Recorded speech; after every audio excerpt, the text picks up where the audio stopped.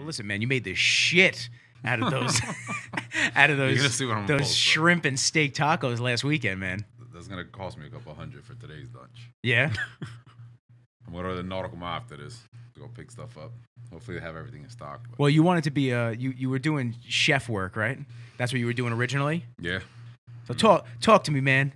I haven't seen. I mean, before last weekend, I haven't seen you since Nassau Community College, Crazy. dude. 10 years, 11 years. Yeah, man. That's insane, dude. It's scary. It's scary how quickly it goes by. I mean, we just kind of me, you, Anthony, who was on the podcast, Lombardi. Yeah. And then we fucking Chris Woods. I mean, last weekend was literally the trio. I told my mom this. I said it's the trio of just like the most unexpected gathering of just a cop, a videographer, podcaster, whatever you want to call me, bodybuilder, whatever, and fucking Chris, who's becoming a priest. Walk into like a bar. Bad joke. Yeah, it's like a bad joke. It was wild, man. No, but I like that. I was thinking about that on the way in. I love it. Like, we all started somewhere, and it's like everybody's somewhere now. You know? It's like the fact that Anthony became a doctor. It's like well, back in the day, you would have never thought that Anthony would become a doctor. No, it's like some people were like this kid. I remember we were like 18 when we met. Yeah, I was 19 years old, 18, 19 years old. But this kid always had to shine. It's like he was always hustling. It's like it was expected. It was. It's like. But it's like with Anthony, I'm like, this guy became a doctor. It's like, wow. All right. That'd be the scariest thing if you're going in for emergency surgery. And then you see, like Dr. whoever it happens to be, you're like, was that my bully in high school? What the fuck? He was, it was kind of crazy. You were a decent amount older than us at the time. Yeah, I was, but we just gravitated. 24? We just gravitated in the back of the class. We just loved hanging out, all of us. And it was just every class. I always look forward to going. What was it, English, right? Yeah, English class. Just the round. We had like the roundhouse, the Knights Templar. We had so much fun down there, man. It was for me. It was fun. It was like I had just gotten out of the army, so it was like I missed out on all that stuff as a kid. Like at 18, 4 days later, I was boot camp. So it was like. And were you always on Long Island? Yeah, well, I was Oceanside, and then my dad moved to Freeport later on. I went to school at the Nautical Mile. I think it was like the Leo F. Gibling School. I don't know if it's still there, but and then after that, like high school, I went to school in Far Rockaway, which was rough, but for the most part, it's been Long Island, Queens. And then how was it going into the Army? Because I mean, I didn't. We talked about it briefly last week, but I know. Listen, a lot of people don't really know what it's like to not only go into the Army but transition from Army to now police life. But I want to start with the Army and just kind of what was the decision process in going into being in the Army and why that branch versus another one, or what was the thought process?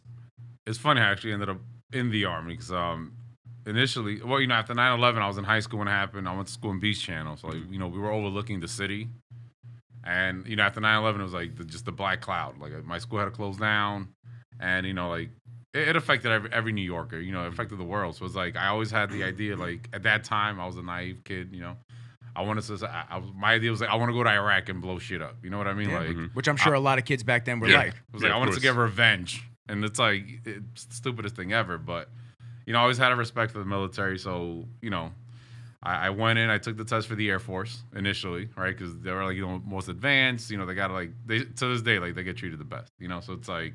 I took the test, the ASVAT, passed it, and for the job that I wanted, which was like satellite communications, you have to wait 1.5 years to ship out. And I'm like, I'm 18. I'm like, I'm not waiting 1.5 years for anything. So the guy's like, well, go next door. You got the instant gratification now. That's it. That's exact.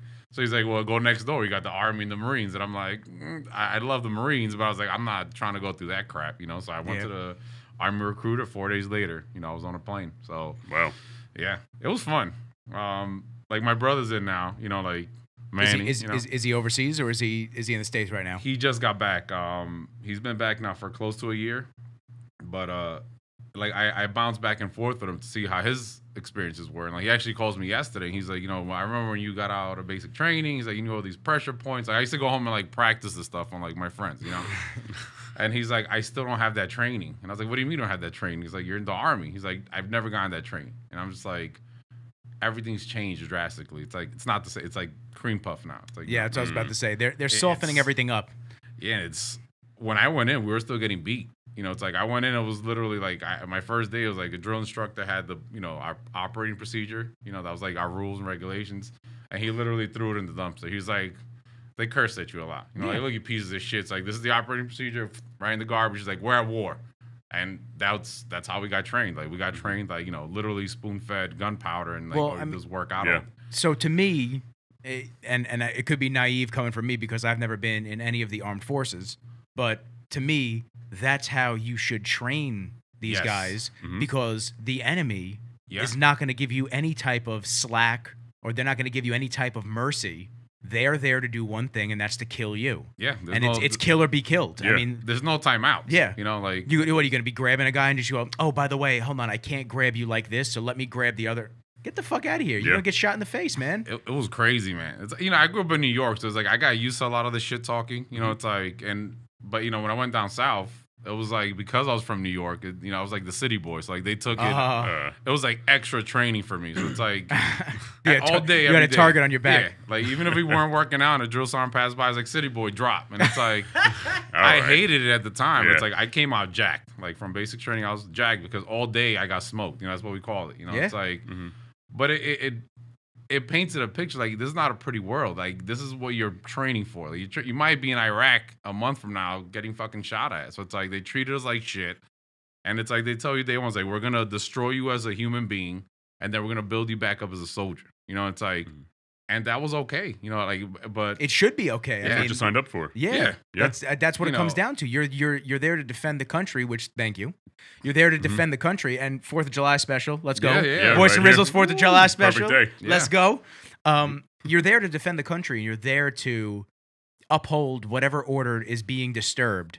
And you want somebody or you want a group of soldiers that are not only going to be able to take feedback and take commanders' orders and whatnot, but aren't going to be soft because the soft dudes I feel like are going to have the hardest time over and any type of an interaction. And it could be a screaming match with locals in a different country.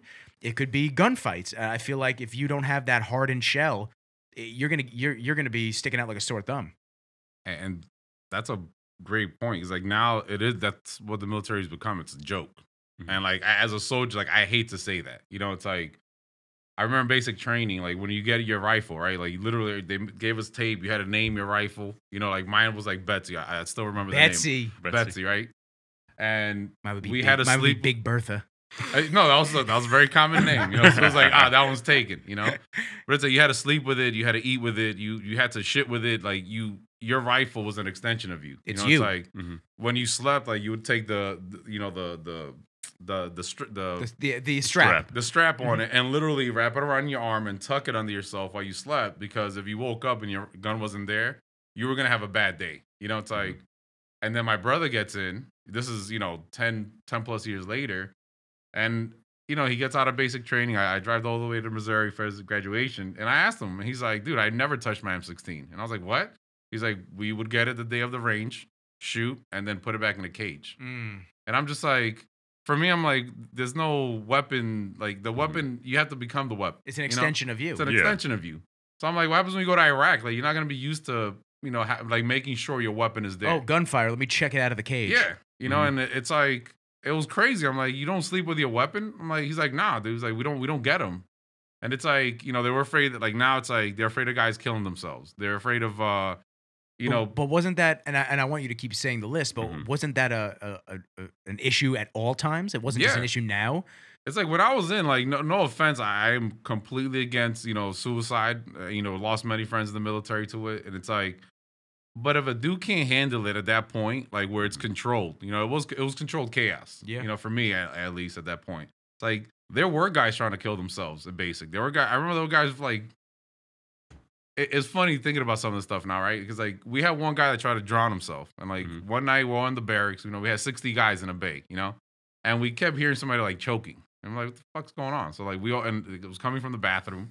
And, our bathrooms were all open. There was no stall. Like, it was literally just, like, toilets and a shower head. Like, And we get there, and this guy kept putting his head in the toilet, and he was trying to drown himself. But every time he freaked out, he would flush. And we stood there watching this guy. But it was like, and he was a grown man. This guy was, like, in his 30s, and he couldn't handle it. So it's like, the military at that point was like, you know what, this guy's not cut out for this shit. Yeah, and, like, you don't want somebody like that on the front lines. You kick them out. Yeah. So it's like now you're training these guys, and you literally they literally get timeout cards now. You're coddling them. Yeah, they get timeout cards. Like if a drill sergeant's yelling at you, and your head, it's like, whoa, like hold on, buddy, timeout. Like there's no timeout at war. You know, it's like there's no timeout on the street. What? Like, and that's how it is now. So it's like, and then you look at the rest of the country, it's a reflection. I gotta dude, this is just, it's more and more apparent that John and I are gonna be signing up for Elon Musk's Mars expedition because we got to get the fuck off this planet because it is just insane. The coddling and just that mentality has carried over to our police departments. You know, it's like right now in our own academy, right? Like the new academy, like there's a room. I don't say it. For like recruits, that if you're having a rough time. Oh, guys, a safe space, isn't it? Yes. There's a room there, and you can step out of class, go into this room, and like de-stress. And I'm just like, man, when you're on the street and the shots start ringing, there's no timeout. Like, there's no like. Whoa, drug dealer, buddy. Please stop shooting at me. Oh, okay. Oh, no, bet. I'll go get a Coke. Let's go together, get a smoothie, talk this out, and then refrain. But how many times have you seen a video of one cop getting his ass kicked and his partner runs the other way? You know, it's like now. It's crazy. Like, yeah, I'm sure. Yeah. Well, it winds up. It's like the same thing. You allow those coddle types people into the you know the any type of first responder, military, police academy, anything like that. They're gonna eventually. That's the fight or flight. Yeah. Eventually, that shit's gonna come out. Yep. Eventually, something's gonna be so hard for this person mentally, they're not gonna be able to deal with it, and they're just gonna run. Yeah. And I'll tell you, I have close to 10 years now on the job, and it's like it wasn't tough when I went in the first time. You know, like when I was in the academy, it was a fucking joke. Like there's no training. Like as far as like boxing or any sort of combatives, like we did 3 days. That's what we get. 3 days. They put gloves on and tell you go 30% on each other. And like, I boxed pretty much my whole life. So like the moment they saw I could box, like, all right, you take a seat. So I sat for 3 days, and the rest of the guys, like that was like the training was like so you can get punched for the first time and take a hit because some of these guys never been into a fight, you know. But it's like now that guy, that's all the training he has, and he's on the street, and like his first punch came from at 30% from some guy he knew in the academy. Yeah, it's like, it's gonna be 110% when he gets hit by that other person. And I watch these videos now, and I'm like, and one guy runs, the other guy gets his ass kicked, and the public praises the guy running, right? Because they're like, oh, that cop, you know, he's not racist because he didn't do anything, but he let his partner get the shit kicked out of him, and I'm like, that's not how it goes. That's not how this works. You know, it's like if you two were outside right now and we got jumped by a mob and he ran, you'd be like, yo, bro, what's going on? I'm like, damn. With a voice like that, I expect some cojones, baby. Like, and it happens. Yeah. You know, you get the oh shit moment. You know, like my first day on the street, like I swear to God, bro, my first day on the street, July 4th, 2012, right? 7 people got shot in my precinct. 7. And it's like, I'm like, wait, I just left the military. Like, what the fuck? Like, you know, like, what and is so this? now in comparison, going from the military to the police, like, was it, before we start talking about full on police stuff, how many years did you do in the military? Did you wind up going overseas? I did 5 in the military, you know, and like I said, I worked in communications, satellites, stuff like that. So it's like when I did go overseas, I went to Korea, you know, I took a little stint in Japan. And, you know, we monitor the satellites over Iraq. So we, you know, if you get a good job in the military, you're not getting shot at, you know? So it's like, you know, I got to Korea in 2005 when they started dropping missiles on us, you know, and we started getting the same pay as the guys in Iraq, which is kind of fucked up. But it's like, we weren't getting shot at every day. Yeah. So the sad part is like the transition to becoming a cop. I thought it was going to be so much easier because like I had this job for 5 years in the military where your life was pretty much a guarantee that you may not come back. You know, like I didn't know I was going to go to Iraq or I was going to get, you know, sent all over the world, but not Iraq. Like, you don't know that. Yeah.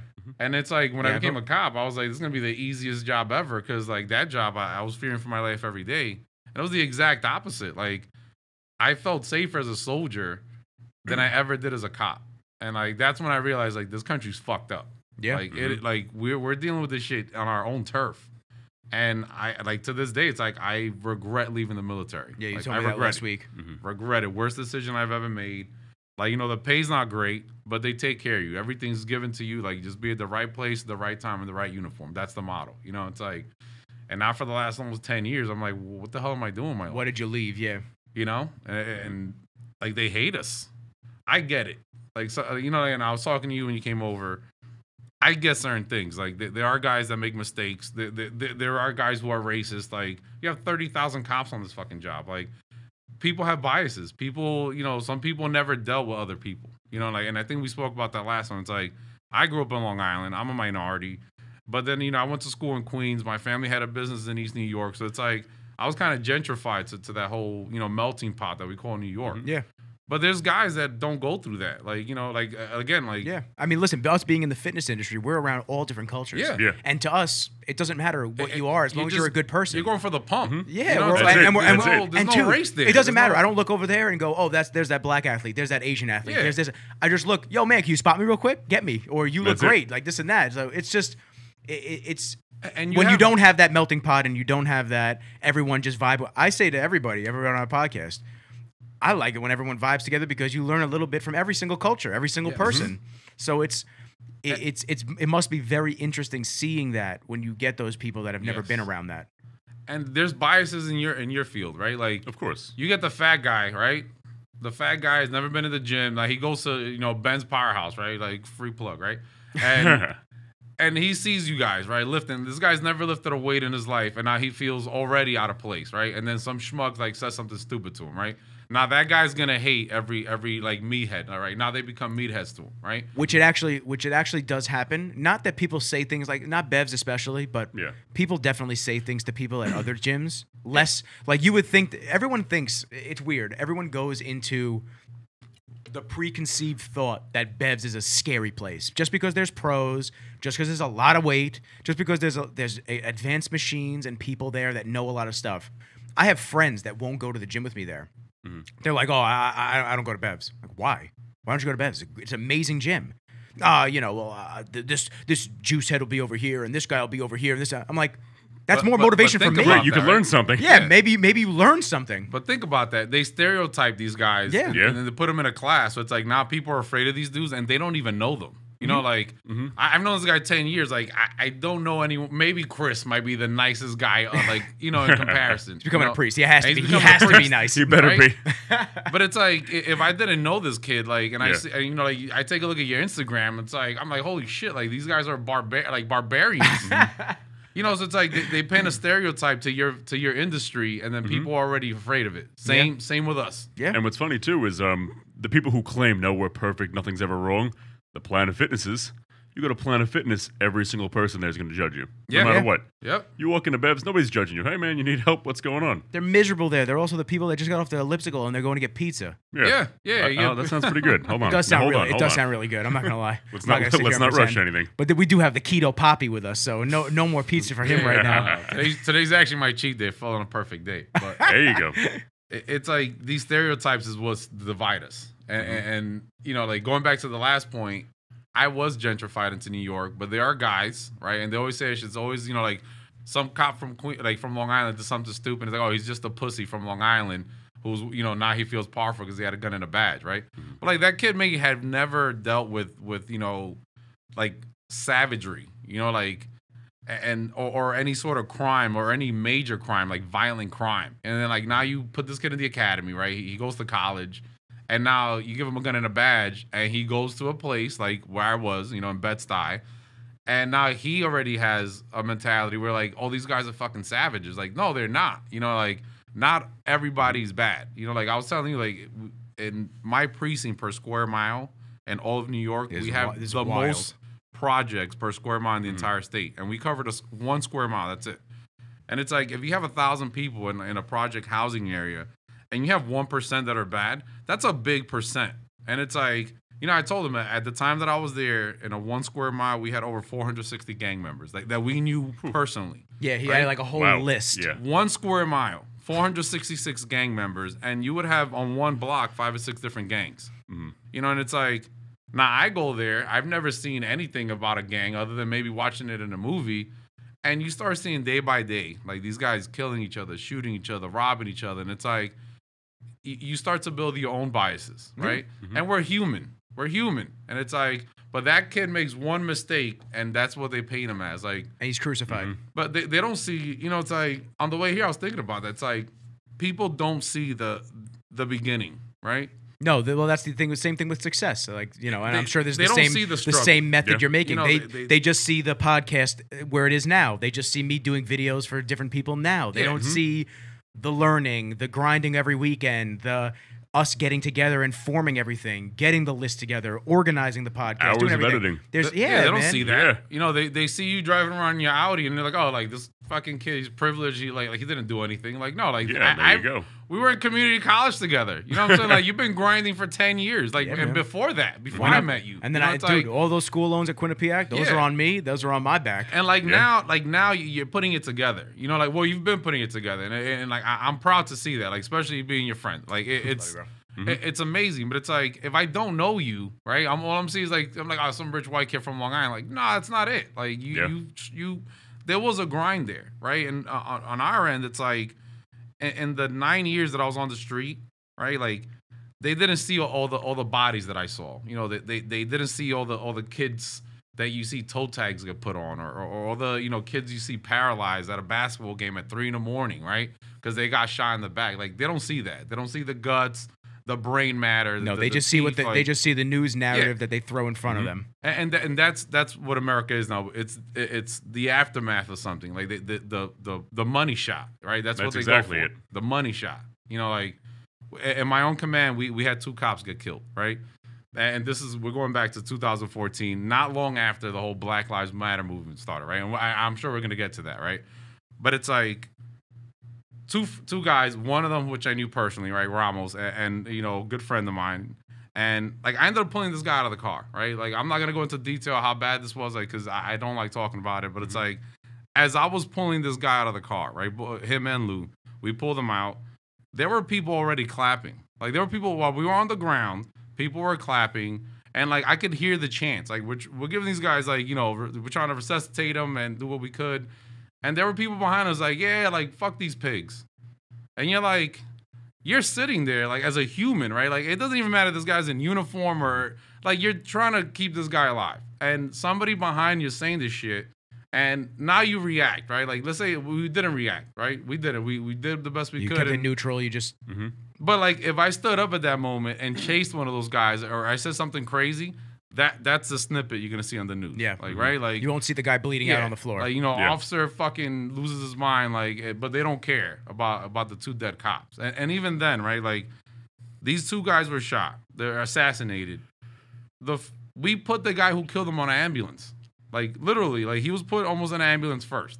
Like, he ran a block away, he ended up shooting himself, and he was still alive. And it's like, even though we knew he just shot and killed 2 cops, you still took care of him. Our priority was to put him on this ambulance. And like, they don't show that. Like, they don't care about that. It's like, no, they'll emphasize that you shot this guy, even though he just executed 2 officers. I guarantee if you look hard enough, I bet you there's like conspiracies that we took this guy down into the subway and fucking shot him, right? Like, because he ended up succumbing to his death from the gunshot wound. But it's like, and people will believe that. People are like, yo, they took him down there. There's no cameras. And they shot him, right? Like, they don't care that he just murdered 2 people or that he shot his wife, and I forgot what state it was, and came all the way to New York to do this. Like, that would be the end result of that. Yeah. So it's like, we got to be better than that. Did you see? I don't know if you saw this. This is a very side subject. My buddy's a cop down in Florida, and he did you see the shooting in Volusia County? No, that shit was crazy, man. The dude, from what I understand, and I don't know the facts, but the guy shot a woman point blank in the chest the day before. He was riding around, running from the cops, and then he crossed the county into my buddy's county, and my buddy and he's part of the sheriff's department. My buddy and his chief, they were like the 2 first responders. The dude spun the car around, pulled out a sawed off, and started popping rounds at, and they just took the dude out. It was, but like you don't really hear that. You hear more about that the cops just shot this guy, and it's like, and that's all you hear. You don't hear that. You didn't hear much. Down there, they made it very clear, like, this dude's a piece of shit. This is what he did, like, the day before. But it's just like, around the world and around the country, you don't get the full narrative, and that's the issue. I know a lot of people, and we stay super neutral. We don't trash any groups. We don't trash any people on here. We keep it real. We talk about real life situations, real life things that happen because we want to be eye opening and we want to just encourage people to maybe broaden their horizons a little bit. And I mean, listen, we're down to get people from all different aspects and all different viewpoints because we're not sitting here saying that one is better than the other. But what we want to do is we want to open the eyes that maybe that mainstream media, maybe they're not really telling you everything. No. Maybe they're the ones that are really causing a lot of the distress, the civil distress. Is that what it is? Distress? I don't know. Whatever. Yeah, that sounds right. Something like that. Sounds right. I don't know. It bothers me if I don't get it. We're the media. Don't trust us anyway. Yeah, we're the media. We don't trust us. We don't know. But what was crazy was the guy, and I know a lot of people don't like Fox because they're pro-Trump, whatever. I don't really watch the news at all, but one of the anchors was talking about it, like a side anchor, and he was saying a lot of people don't like Fox because they're not owned by anybody, the large corporations. Yeah. Google owns most of the large ad revenue, obviously, and news and media outlet corporations. So they're sitting there saying, you can post this, you can't post that, you can. Yeah. Fox is independently owned by, I don't know who or what, I'd have to look that up, but they put out their stories based on what they are seeing, not by what they're told to put out. That's journalism. Yeah. Well, that's what you hope journalism is. Nobody goes to school for that, and it's like, I only want to talk about this stuff because that's the audience I want to attach it to. It's like, but that's where we are now, and it's like we want people to feel like victims in this country. It's like, and like it's almost reverse victimization. I don't even know that's a thing, but it's like I work. I've been in a courthouse now because I've been hurt, and I've been there for over a year, right? Like prior to that, I've made over 200 arrests, right? Not not trying to hype it up, but it's like I've been a part of all these arrests, right? And I never, barely do any of these ever even go to trial, right? Like people don't know that. They think you arrest a guy, he does 30 fucking years, right? Like it's bullshit. Everybody gets released, but I get to court, right? Like this is not going back over a year. And when I got there, things were still a little bad in New York. Like they weren't crazy yet. This was before the whole policy change as far as like bail and all this stuff, like bail reform. Yeah, bail reform. This is before bail reform, and it's like every day you got like petty shit, right? Like a lot of it is petty. Like it's in the city, so a lot of our stuff is like petty larcenies, people stealing stuff from Macy's and all these stores. And every once in a while, you got like a murder or an attempted murder, and it was like a huge press case. This week alone, like I kid you not, this week alone, as I was telling you when I got here, one day we handled 3 murders, right? Those were the last case we saw. The day after that last case was another murder. And last night, as I was walking out, the last case we handled was... At 3 a.m. Yeah, another murder. And I'm like, what is going on? Like, this is Manhattan. Like, we're not talking about, like, East New York or Brownsville or, like, Bed-Stuy. Like, Manhattan. Yep. And I'm like, that's not what it's... Dude, I don't... so bad. I don't feel comfortable going into the city right now. Yeah, it's crazy. I don't feel comfortable. I'm cool with where I am, man. Like my traveling will go where I need to go for videos, but I won't step foot in the city right now. There is too much shit going on. And I, like we sit there, like my job is like, I have to make sure like there's no like warrants or they're not wanted by any states or, like things like that. So like we go through the dockets, like, and we look at their history. A lot of these dudes now, like these are their first arrests. Like this is literally their first contact with the law is attempted murder. Yeah. And you're like, what's next?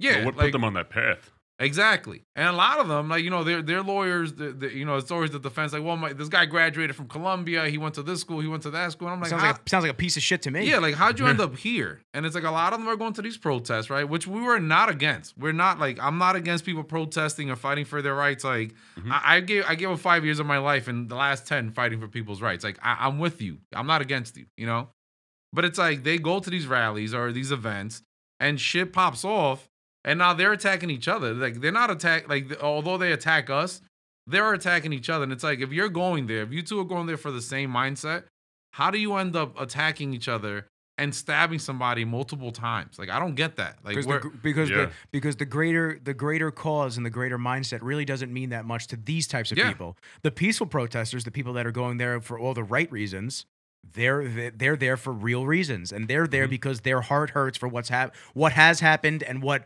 they want to not happen in the future.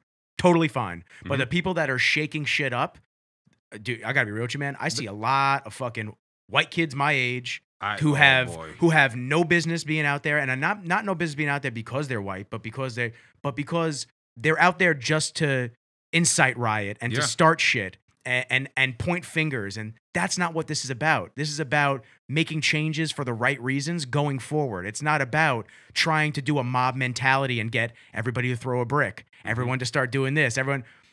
Dude, a lot of like fucking. You see these videos, man. I have to turn Facebook off, man. I have a 15-minute limit on Facebook every day, and it's unfortunate because I'm part of the Japanese Akita group, so I like to see all the puppies all day. But like, dude, I can't watch it. The other day, I must have scrolled through Facebook. I turned the limit off. I must have been on that for like 2 hours, and just watching hate, tons of fucking nasty, hate-filled videos, and just my mentality started turning to shit. Yeah, I had a headache. I started getting irritated by everything. Like, I'm just like, no wonder everyone's fucking mad. They're all just feeding into the energy of one another, and it's just they're all like puppets. They're all manipulated. They're all doing what the greater scheme of things that wants to shake the establishment up in the wrong ways. They're all following suit, and it's wild to just watch from the outside. Because I said on the other podcast, I was labeled a racist because I didn't post anything about the protests. I'm sorry. I love all people. I don't have a problem with anybody. So to label me that when 90% of my feed is different colored and nationality athletes, I don't understand the logic there. But just because I didn't put more of the same stuff that everyone else is putting out there. That's counterproductive. It's like if I'm fighting for something, and that's my personal opinion, my God-given right, and in this country, your First Amendment right, to go out there and say whatever the hell you want to say. If you're not posting the same shit, that doesn't mean you're not against it, or that you are against it. It doesn't even mean that you're for it. Like, you might not want to deal with that shit. Like I said, you're neutral. I'm neutral. Yeah. I love everybody unless you give me a reason not to. Listen, man, when I was in Quinnipiac, when I was up in Connecticut, the amount of white kids, rich, little, mouth-jabbing white kids that used to get fucked up from all the bloods in New Haven when we used to go down there, because Quinnipiac was up north, and then the bus would drop us all down to Yale. Dude, the county park was filled with gang members. I would walk past these dudes. They'd say something to me. I go, "What's going on, man?"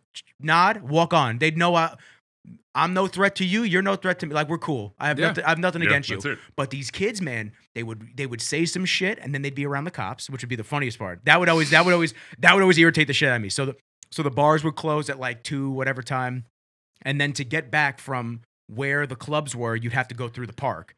All the dudes knew that the girls and the guys, they always wanted to start shit. So I never let them, because I never let it affect me. Anything they said to me, I just kept walking, man. Have a great night, bro. You know, no worries. Have a great night. These kids, they would start jamming their mouths, talking shit, and then the dudes they needed to get fucked up. Or the best part was they'd wait until they got past the barrier of cops by our buses, and then they'd say shit. And now it's the cops' job to now deal with these dudes that are all riled up.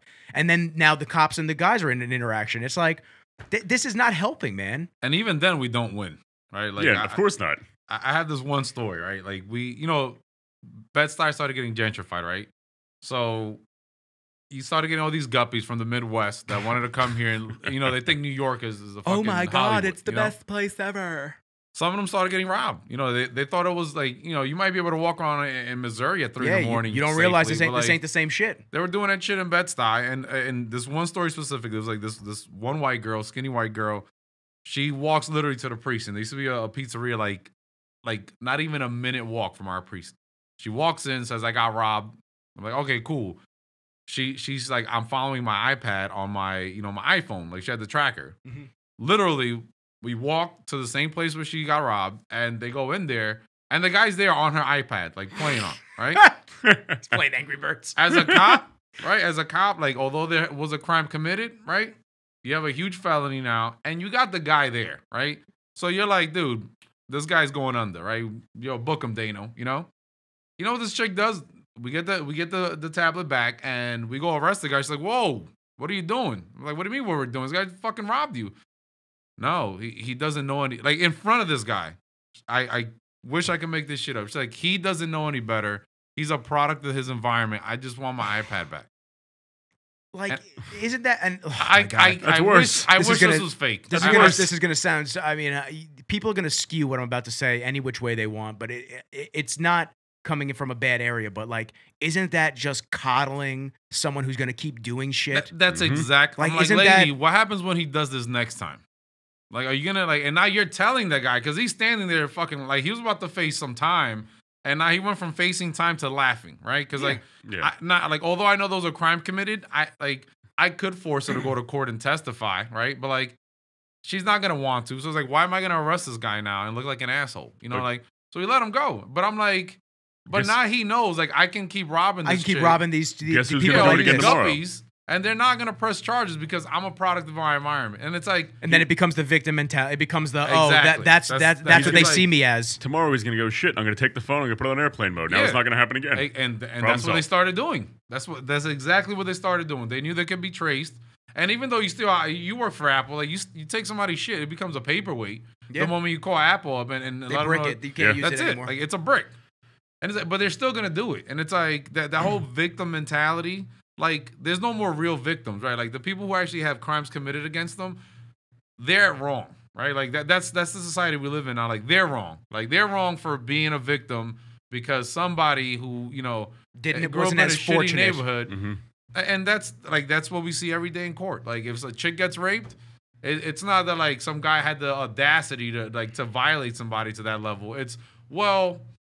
she dressed a certain way or she said something like, and that's what the defense goes with. Like, well, my client, you know, he was talking to her at the bar all night and like she was flirting with him, so he raped her. Like, it's not his fault. And then everybody's like, you know, that sounds right. I'm like, no, like he violated somebody, like to the worst extent. And like, and it's hard because every crime. So stuff like that, you just have to almost, and it's horrible to say, but you almost have to put them in that mentality of, what if that was your daughter? And they don't care. And dude, a lot of these are female lawyers, and I sit there and I'm like.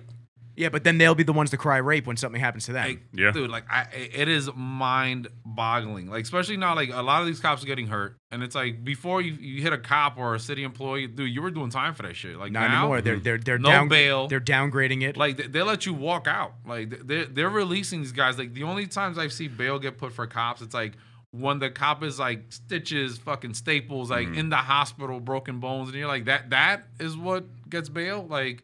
And they're gonna go to court and be like, they're not doing time on that because nobody respects law enforcement anymore. Like, and it's not even law enforcement. Nobody respects law. Like, you know, like. Well, that's everybody's above it. Yeah, that's what I was gonna say as a side note. A side note is, you know, for the people that are really playing the victim mentality for the wrong reasons, and the people that are really bitching about a lot of stuff, and it's not for any valid reason. The amount of videos I've seen lately of just people videotaping random white people and just like yelling at them, calling them racist. Why'd you bump into me? Why'd you? And just starting them and just like that was one where the woman pulled a gun out on that lady, and then there was. I just watched them like she was like that one. Like I know people like even my own friends like we like you go back and have forth. Opposing views, right? Of course. I saw that video, right? Like I didn't see the beginning, right? Because it starts like where they're already at level 10. Right? Here's the issue. It's just you don't even need to see the video. What you need, and I'm not saying the person was right or wrong for pulling a gun. However, what I am going to say is you look for an antagonizing method to start fucking shaking people down and getting into arguments. You're going to find the wrong people sometimes. And maybe and that woman didn't pull the trigger. Maybe that next person pulls the fucking trigger. Like so in some of these states, like you are allowed to carry, right? Like everybody's allowed to carry unless you're a felon, right? And it's like you have this weapon for personal protection, and it's like if you feel your life is being threatened, I can't tell you at what point as a human you're gonna feel that point, right? Everybody has a limit where they feel like their life is now in imminent danger, right? I watched the video, right? I'm not gonna go into like whatever she said happened. The chick's trying to walk out. They block her from getting into her vehicle, right? They're yelling at her, cursing at her. It's two people. Antagonizing. They both have their phones out because they're trying to get Instagram famous. And all this shit. The chick finally makes it to the car, and then they go to the husband, and like she's like, "Oh, like you're lucky, we're about to fuck your ass up." And I'm like, "You're threatening bodily harm with this person, and he's still just trying to get away, right?" And for me, the crazy thing is, I don't care if these people are white. I don't care if they're black. Yeah, it's wrong. No matter what it. nationality. If you block somebody from getting in their car and you're starting shit with them, I don't know. I don't care what nationality any of the parties is. You're at wrong. You're antagonizing somebody. You're looking for a fight. And the guy starts to back away now, right? Like, finally gets safely in the car, right? And then she's like, you can't see what she does, but you hear the loud bang, right? Like, so I'm assuming she got behind the car, kicked the car or something. And like, they said like she smacked the rear windshield. I'm like, why would you get behind the car at this point? Like, that situation's not diffused. Let them go. You got to yell at them and bitch them out. and they got in their Still car. looking for a rise. That's the thing. And now she jumps out with her fucking gun out. Like, but now she's wrong, right? Like, she's wrong. She's getting charged felony. Like, she's getting that's charged. Insane. It's crazy. That's fucking crazy. I'm like, dude, like you put this, like you made this like, am I gonna say that it was a bit excessive? Possibly, but it's like you pushed this person to this level. But at the same time, these people went after her for no reason. And you're there with your child, right? Yeah. Like you're there with your kid, and like that should be your first priority. Like, you know what? Like, this lady bumped my kid. I said what I had to say. I mean, unless she like, you know, you remember Terry Tate, the Office linebacker? You ever see those videos? No. Oh shit, I gotta show you those videos after this. Reebok did like this Office linebacker skit where it was like this dude walking around. Anybody that was procrastinating was getting tackled and pushed into the shit. Yes. Like, unless she Terry Tated the little girl and like threw her shoulder into her and pushed her, like, how hard of a bump did she do where it required this much effort to start shit? The people are out there looking for those situations. And they're creating. I told you about my boy that got pressed in the subway. Yeah. We're talking about that. They said, give me your money. He's like, I saw these dudes had two brand new J's, brand new Movado on. He's like, I have never had to pull my knife out on anybody, and I had to pull my knife out on them, and then they finally got away. But now a video of that, right, released. Yeah. Well, that's what he said. That's what he said. If I had stabbed one of them to protect myself, it would have been like white supremacist. White you know, and it just and that sells, right? Like that sells. Oh, of course, so much, of course, right? Because it's. Like I said, you know, I've made a lot of arrests. I was in specialized units within my precinct. We got into a lot of shit, a lot of fights, a lot of them, and some of them made the news. But they made the news and just like that disappeared. Why? Because if like me, tatted up dude, got into a fight with another minority, that's not sexy for the press. You know, like, they can't sell that. I'll tell you what really broke my heart. What really broke my heart was that police chief that was killed. That African American police chief. Dude, he was trying to help. I love that dude. I love that dude's background, and watching that video ripped my heart out when they were talking shit to him as he's bleeding out on the floor, and I'm just sitting here like, why is this not an issue, man? Where is Black Lives Matter then? Right? Like, you know, if your whole theory is to uplift the African American or the, you know, blacks up, what happened then? Like, why aren't you there in Chicago where you're getting freaking over 100 people shot a weekend, and like, and most of them are children, right? Like children. Like, where are they? The little boy. Yeah. What did he say? He got shot getting a haircut or something like that. And he said, "Little girl, they shot up the mom's car, broad daylight." Oh God, dude. And she was like, what, 18 months old? Like, where are you then? Like, why aren't you there at her press conference? Or like, well, where's Jesse Jackson and Al Sharpton? Like, where are you? Like, that's okay when we're doing it to ourselves, but it's like, but if a white guy fucks up, then you want to go there and like, come on, man. Or not even a white guy, just a police officer or just somebody. I mean, or even doesn't fucks up, just protects themselves. Yeah, like why aren't you there? Like, why aren't you preaching for that? Like, why don't we? Like, I'm not saying like they're the only ones that commit crimes against each other, but it's like, look at New York right now. Like in the last 20 days, we've have over 100 freaking shootings and like 89 or 90 people shot, like a bunch of murders. Like, they're not there. It's weird because I was under the impression that it was really hard to get a gun in New York. Bro, it is beyond, like, it is so hard even as a business owner to get a gun. Dude, I wanted to get a concealed carry, and I haven't even finished applying yet because I know it's just going to be an argument that falls on deaf ears. Hey, listen, man. Yeah. As cute as Kenji is, that's also why I got Kenji. Like, you need protection. He comes with me pretty much everywhere I go, and he's going through canine training. So like, that's it, man. I've been a part of many gun arrests, right? Like, and you know, in my precinct, right? And the sad part is like we never get a gun that we have the same caliber to, right? Like, and that's a scary thought. Like, I carry a 9mm around, like, which is a fucking joke, right? It's a pea shooter compared to a lot of guns out there. You're getting Tech 9s, you're getting shotguns, you're getting rifles, you're getting 45s, like, and you see that shit. It's like, my vest can't stop this. No. Mm-hmm. And then you're like, I have a vest on, maybe I survive if I get plugged. But it's like, what happens to the next guy that's not wearing a vest or they shoot him in the face? Yeah. Yeah. And like, there's so many guns out there, like so many guns. And like, you know, we had undercovers and, you know, we would get intel. It's like, I remember one year, like we got into, it was like, oh, they just brought in 1,000 guns, a shipment into Bed-Stuy, like 1,000 guns. It's a lot of guns. We didn't make 1,000 gun arrests. You know what I'm saying? Like, yeah, so they're out there still. They're still out there. You know, like on a good year, like a specialized team in a precinct in a bad neighborhood might get 30 guns. Might. Mm-hmm. And like, you got a shipment for 1,000. Like, that's the only shipment you heard about. Yeah, and that's the only one you heard about. Yeah. Exactly. Right, and it's like people don't care about that. And that's not concerning. Yeah, like, are you crazy? No one's concerned about that, but we're not allowed to carry. That's what's crazy to me. Here's the deal, man. If you're trying to change things and not have policing everywhere, which first off, I think everybody is carry fucking asinine. But like, if you think that that's the way to do things, cool. Make those carry laws come through, because people are gonna be having to defend their own again. It's gonna be like the fucking Wild West, man. Dude, going back to the military, right? The 2 years I was in Fort Hood in Texas. And I get there, right? Like, you know, like Texas is like a guns everywhere, bro. It's a whole different country. Like, they should be their own country. They're right? wild down there. I get down there, and I'm like, you know, I go to a store, and like, dude, like has this fucking revolver just sitting hanging there. out. And I'm like, and it was a white guy, you know, like I already stereotyped them before I even got to Texas. How dare you? All I saw on the TV is like all these Ku Klux Klan members in Texas, and like everything's big in Texas, and it wasn't that, like, at all. Like, there are towns down there where it's like, all right, sure. like, listen, I'm gonna stay out of there. Here's the statement before you go on, and I want everyone to listen. If you're listening right now, turn the fucking volume up. There's evil everywhere. Yes. Don't fall into the traps that it's in specific places. It's fucking everywhere. And keep your eyes and your ears open, because you never know, and it always comes at the most inopportune time to strike. So just be aware, be vigilant for yourself and your family, and that's that. Yeah.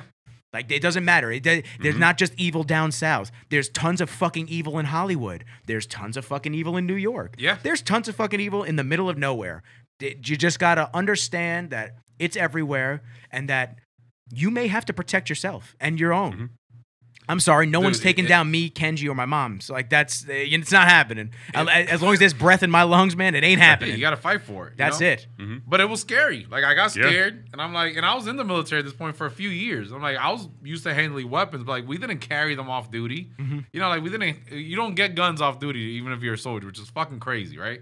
Because some people here hate us, right?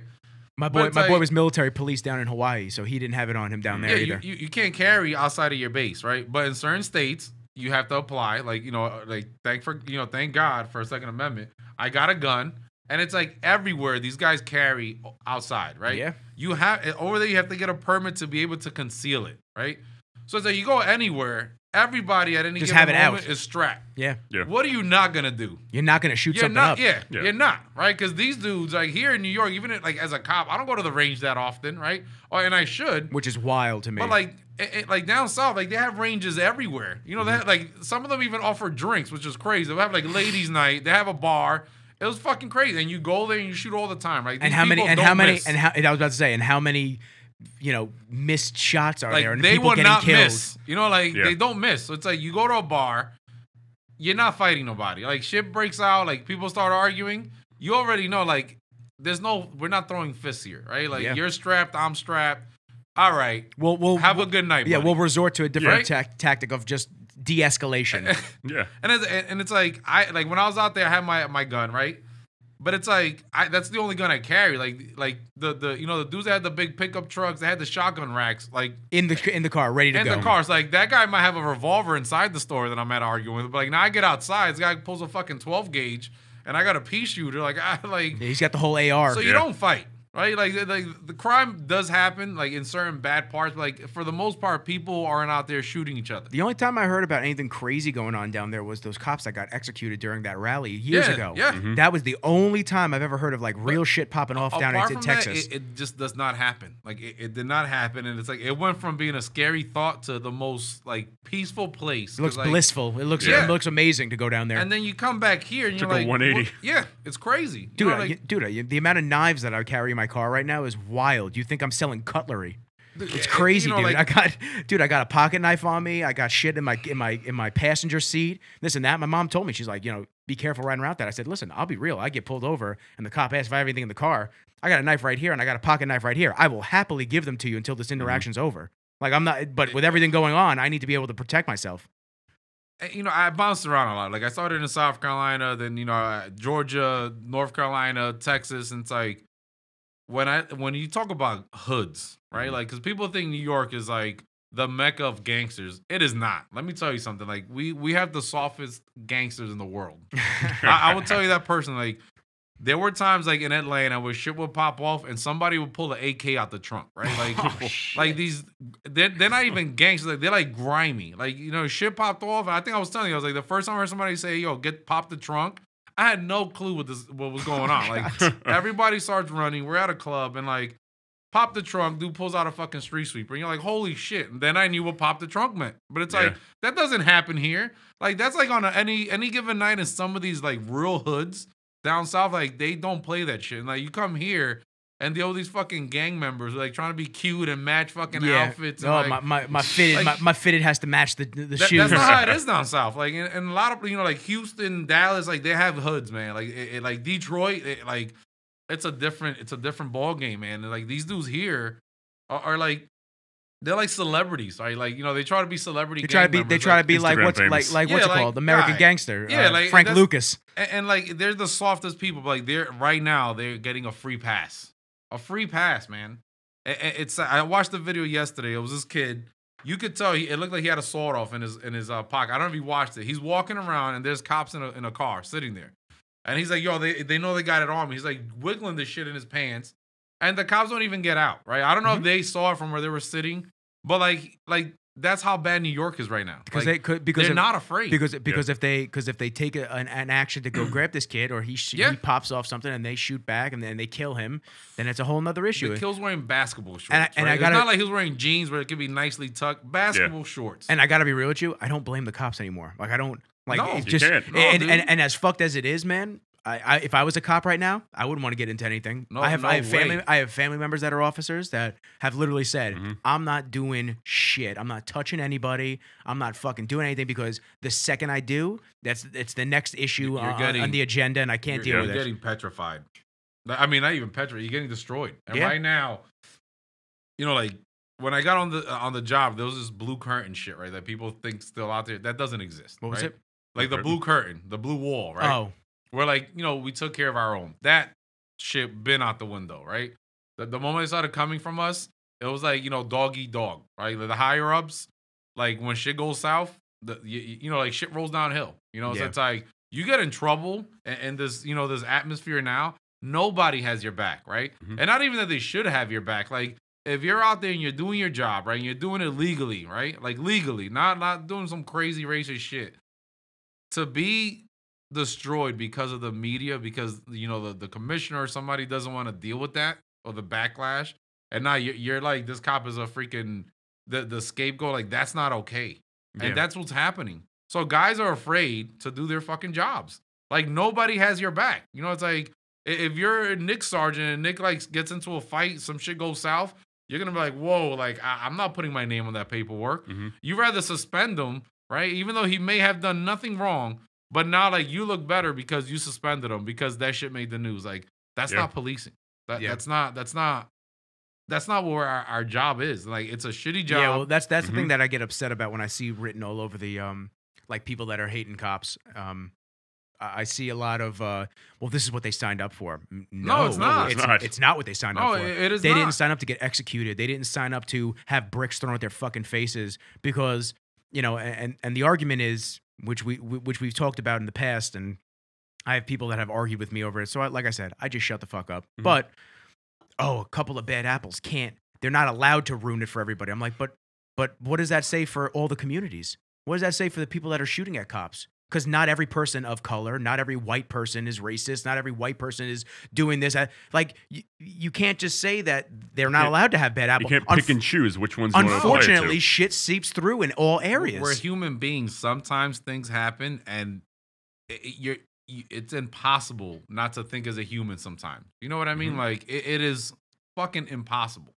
So it's like you react to that. Like I've been on so many scenes where it's like, I can't tell you how many times I've watched somebody take their last breath. And it's like, and you're looking at a kid. I have kids. Like I'm looking at a kid, and this kid is taking his last breath. And like now somebody comes to that same scene, right? And I'm thinking as a parent, I'm not blue at that moment. Like I'm watching this poor kid take his last breath, and some asshole comes and starts talking shit because we took too long to get there, right? Like that's what they say. When somebody dies not at our hands, we took too long to get there. Or you didn't care enough. That reminds me of, what do you call that whole chop thing going on right now? They're suing the cops. Yeah, there was one guy who got shot in Yeah, he's suing. Yeah, he's sued because the cops couldn't get there fast enough. It was great. They weren't allowed to go in. The dude like, you were there for that. Like you were there for the purpose of not allowing any sort of government. The dude crying because exist. it was going to be a beautiful, peaceful place, and as soon as you got and then there was shot rape, in there, and there was murder, and then you know what? He's gonna I guarantee you, bro. I hope he'll get money. He'll get money. Yep. You know what the sad thing is too is people don't want to call the jury racist. Mm-hmm. They don't. The jury doesn't want to deal with it anymore. The public jury that's supposed to be unbiased, they're saying, just get me the fuck out of here. I don't want any bullshit going on. And it's a bunch of people that don't even want to be there to begin with. Bro, jury selection? Like, let me tell you something. I hope I never have to face a jury for any crime. Yeah. Dude, they hit me up and I just never responded. I had to go to jury duty. It went away. I was like, okay, cool. I had to go there and wait for jury duty, right? So it fucked up my week because I didn't know if I was going to get picked or not. Imagine if you had the voice on the jury. Yeah. Like they would have made him though to read out the we the jury. Yeah. I'm sorry you had 1 gram of marijuana on you. Yeah. But like the majority of the some people love going to be part of the some people live for that shit because they are home. Then they let watch them, Law and Order all fucking day. Then let them do it. Yeah. If they want to do it and they're happy to be there, let them do it. Some people hate it, but you know what? It's a civic duty. I'm gonna do it, right? Yeah. And then the 98% of the other idiots that are there are too stupid to get out of it, right? Yeah.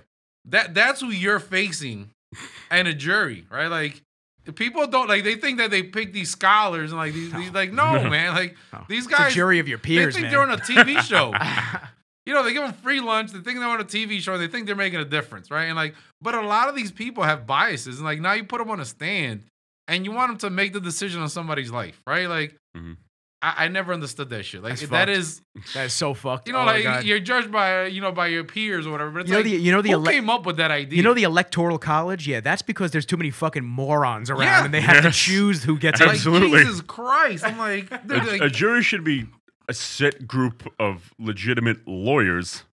That's what it should be. That get paid very well. But even lawyers now. But obviously we have no lawyers hate us. I'll take a lawyer off some random guy in the street that doesn't want to be there. But we have no clue because we're naive to everything. Lawyers have no clue. Let me tell you something. I know. Tell me something. These people the people think we're the devil. Dude, if you're a defense lawyer, I'm sorry, you're a piece of shit. I'm gonna fuck, dude. And I have friends who are lawyers. I'm sorry, you dude. I have. My mom has very close friends who are criminal attorneys. And you know why they do that? Because that's where the money is. Right? That's where the money is. We're talking he's had to relocate because gangsters have come after him and shit like that. He's one of the. He's like the best in the state, man. It's wild to hear the stories of what he's gone through over the years. We have one guy, right? Who was a retired lieutenant. I shit you not. You know what this guy became? A fucking criminal defense lawyer, and he goes against us now. And I sit there and I watch this guy, and I'm like, "Who made you?" Right? Yeah, what did you? Where did you get assembled? In what factory? He did his time, and I praise him for it. But it's not because of the experience that he gained on the job. He uses that against cops, right? Everything, any arrest, he's like, "Well, he wasn't trained enough." I know because I was a lieutenant. There's not enough training, and his job is to make cops look bad. He doesn't even care who he's defending. He just wants to make cops look bad. And I'm like, maybe he had a bad time as a cop and as a sergeant or a lieutenant. So now he has this vendetta to make every cop look bad. I'm like, do you not remember all the shit you went through? How hard it was on a daily basis. Come on. And it's a Spanish guy. And I'm like, you did 20 years. So and you've been a lawyer for years now. So you were a cop in the 90s, when shit was real on the street, right? Mm-hmm. All this shit now, this is fucking Hollywood on the street. This is stupidity. But there was a time where there were real gang members out there doing shit. Yeah. And that's the time you were a cop, and now you want to help these fucking guys? Come on, dude. Yeah, it's glorifying criminal activity. Yes. That's what it is. It's glorifying criminal activity. Dude, and we go back to the coddling effect. Dude, listen, man, I could be wrong. I don't know. Listen, my mom didn't put her hands on me a lot, but I fucked up. Mom hit me. My dad hit me all the time. Listen, my parents, I've said it a bunch of times. I was divorced. They were divorced when I was one years old. Okay, and my dad was more of a friend than he really is a father. My mom took the reins of both. Some shit went down, and I was disrespectful in a restaurant, or I spoke out, or I was an asshole to her. I remember I said "fuck you" to my mom when I was in middle school, dude. I grabbed the phone to call my dad because that was my out, because dad would I'd just go live with dad, which would never fucking work anyway. But dude, she took the towel from the dish, the dish towel that she had in her hand, and she whipped me across the face. No one gets hit anymore. A lot of these fucking Antifa members and all these people that I see on these fucking streets, a lot of these people are just people that have never had discipline, that have never been told you can't do that. That behavior is unacceptable, and if you think that's acceptable, you need to go sit over there because it's not. But go back to that though, right? Like I had a similar come up. Like my parents split up when I was 2. You know, I got sent to a different country. I lived in the Dominican Republic for a couple of years. Then I came back, and I grew up with my dad, right? So I had kind of like the opposite effect of what you did, right? But as a society now, right?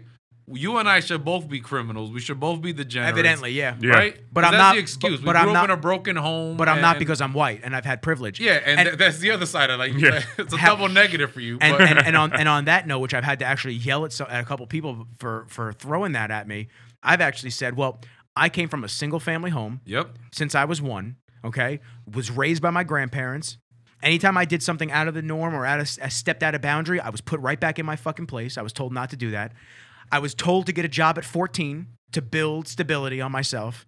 I worked retail for over 10 years, okay? While all my friends were partying, doing drugs, shit like that, I was at work on Saturday and Sunday every weekend to work at Best Buy, to work at Apple. But you're privileged, right? My mom, my mom, who was a single woman, okay, woman who used to do amazing stuff at New York Life. She was one of the top brokers at New York Life. She left because the boss kept making sexual advances on her. She left, started her own company as a mortgage broker, okay? Built herself up, networked. Now she helps finance movies and she does mortgages on the side. And she's owned her own shit with zero help from anybody else for years. And I have gotten zero handouts from my mom, my dad. Nobody has built this. This is me. Yeah. That S5 that's outside, that's been mine since 2014. I bought that with Apple money. That's that Apple money. Fucking working 60 hours a week. It pisses me off when people put these tags on other people. Like I shit you not. I was talking to a friend of a cop, right, with an acquaintance. This is like 2 weeks ago. This person had the balls to tell me that I was privileged, right? Me. You. Really? Like this person took a look at my Instagram, right? Like, you know, they sent me a friend request because they want to check me out, right? And you see me, I had all these stupid cars. Like, I like cars. I like is it stupid to spend money on cars and motorcycles? Yeah. But like, I worked hard. That's how I treat myself, right? Enjoy. This person took one look and was like, you're privileged. Like, I saw your Instagram, you have all these BMWs and all this shit. And I was like, are you fucking kidding me? I was like, do you know anything about me? No, of course not. No, but you're like, look what you have. Like, you make 6 figures a year because you're a cop. I was like, oh, really? Right? I was like, let me tell you something. I was like, I gave up 5 years of my fucking life so you can say that to me. Yeah. Right? Like, so you could have the right to say that I'm privileged. I'm like, why don't you go strap on some fucking boots and go fight for Uncle Sam? I was like, in the other 10 years at that time, I've been on the street as a cop. And I was like, but I am privileged because now I have some money where I can live comfortably. Like, it's not a privilege, sweetheart. Like, it's not how it works. That's called a fucking struggle and a grind. Like, it's a hustle. Isn't that what hard work does? Yeah. Well, that's no such people thing. know what it means That's anymore. actually my favorite saying. I mean, the same could be said for John with his situation as well. Yeah, I'm fucked right now. Came from nothing, dude. Yeah. Came from nothing, built himself up, started businesses, put himself through a little bit of college, sold the business. Fucking, I mean, you could say it. I don't want to be announcing it for you, but 18, went to go to school to open up my own gym. Realized that leaving the degree and a resume I wouldn't be using, drowning in debt. So I paid off that debt, but it was, just a fucking semester. Got a job in the city working at the gym. I was the top trainer in all the Manhattan locations at 18 years old. We had to sell this crap product called .fit. .fit, don't send the check. And I realized, hold on, if I can sell the stuff that I know isn't too bad with this small clientele, I can sell stuff I believe in. Started a supplement company, ended up selling that, opened up my own gym, and now here I am with a gym I'm not allowed to run.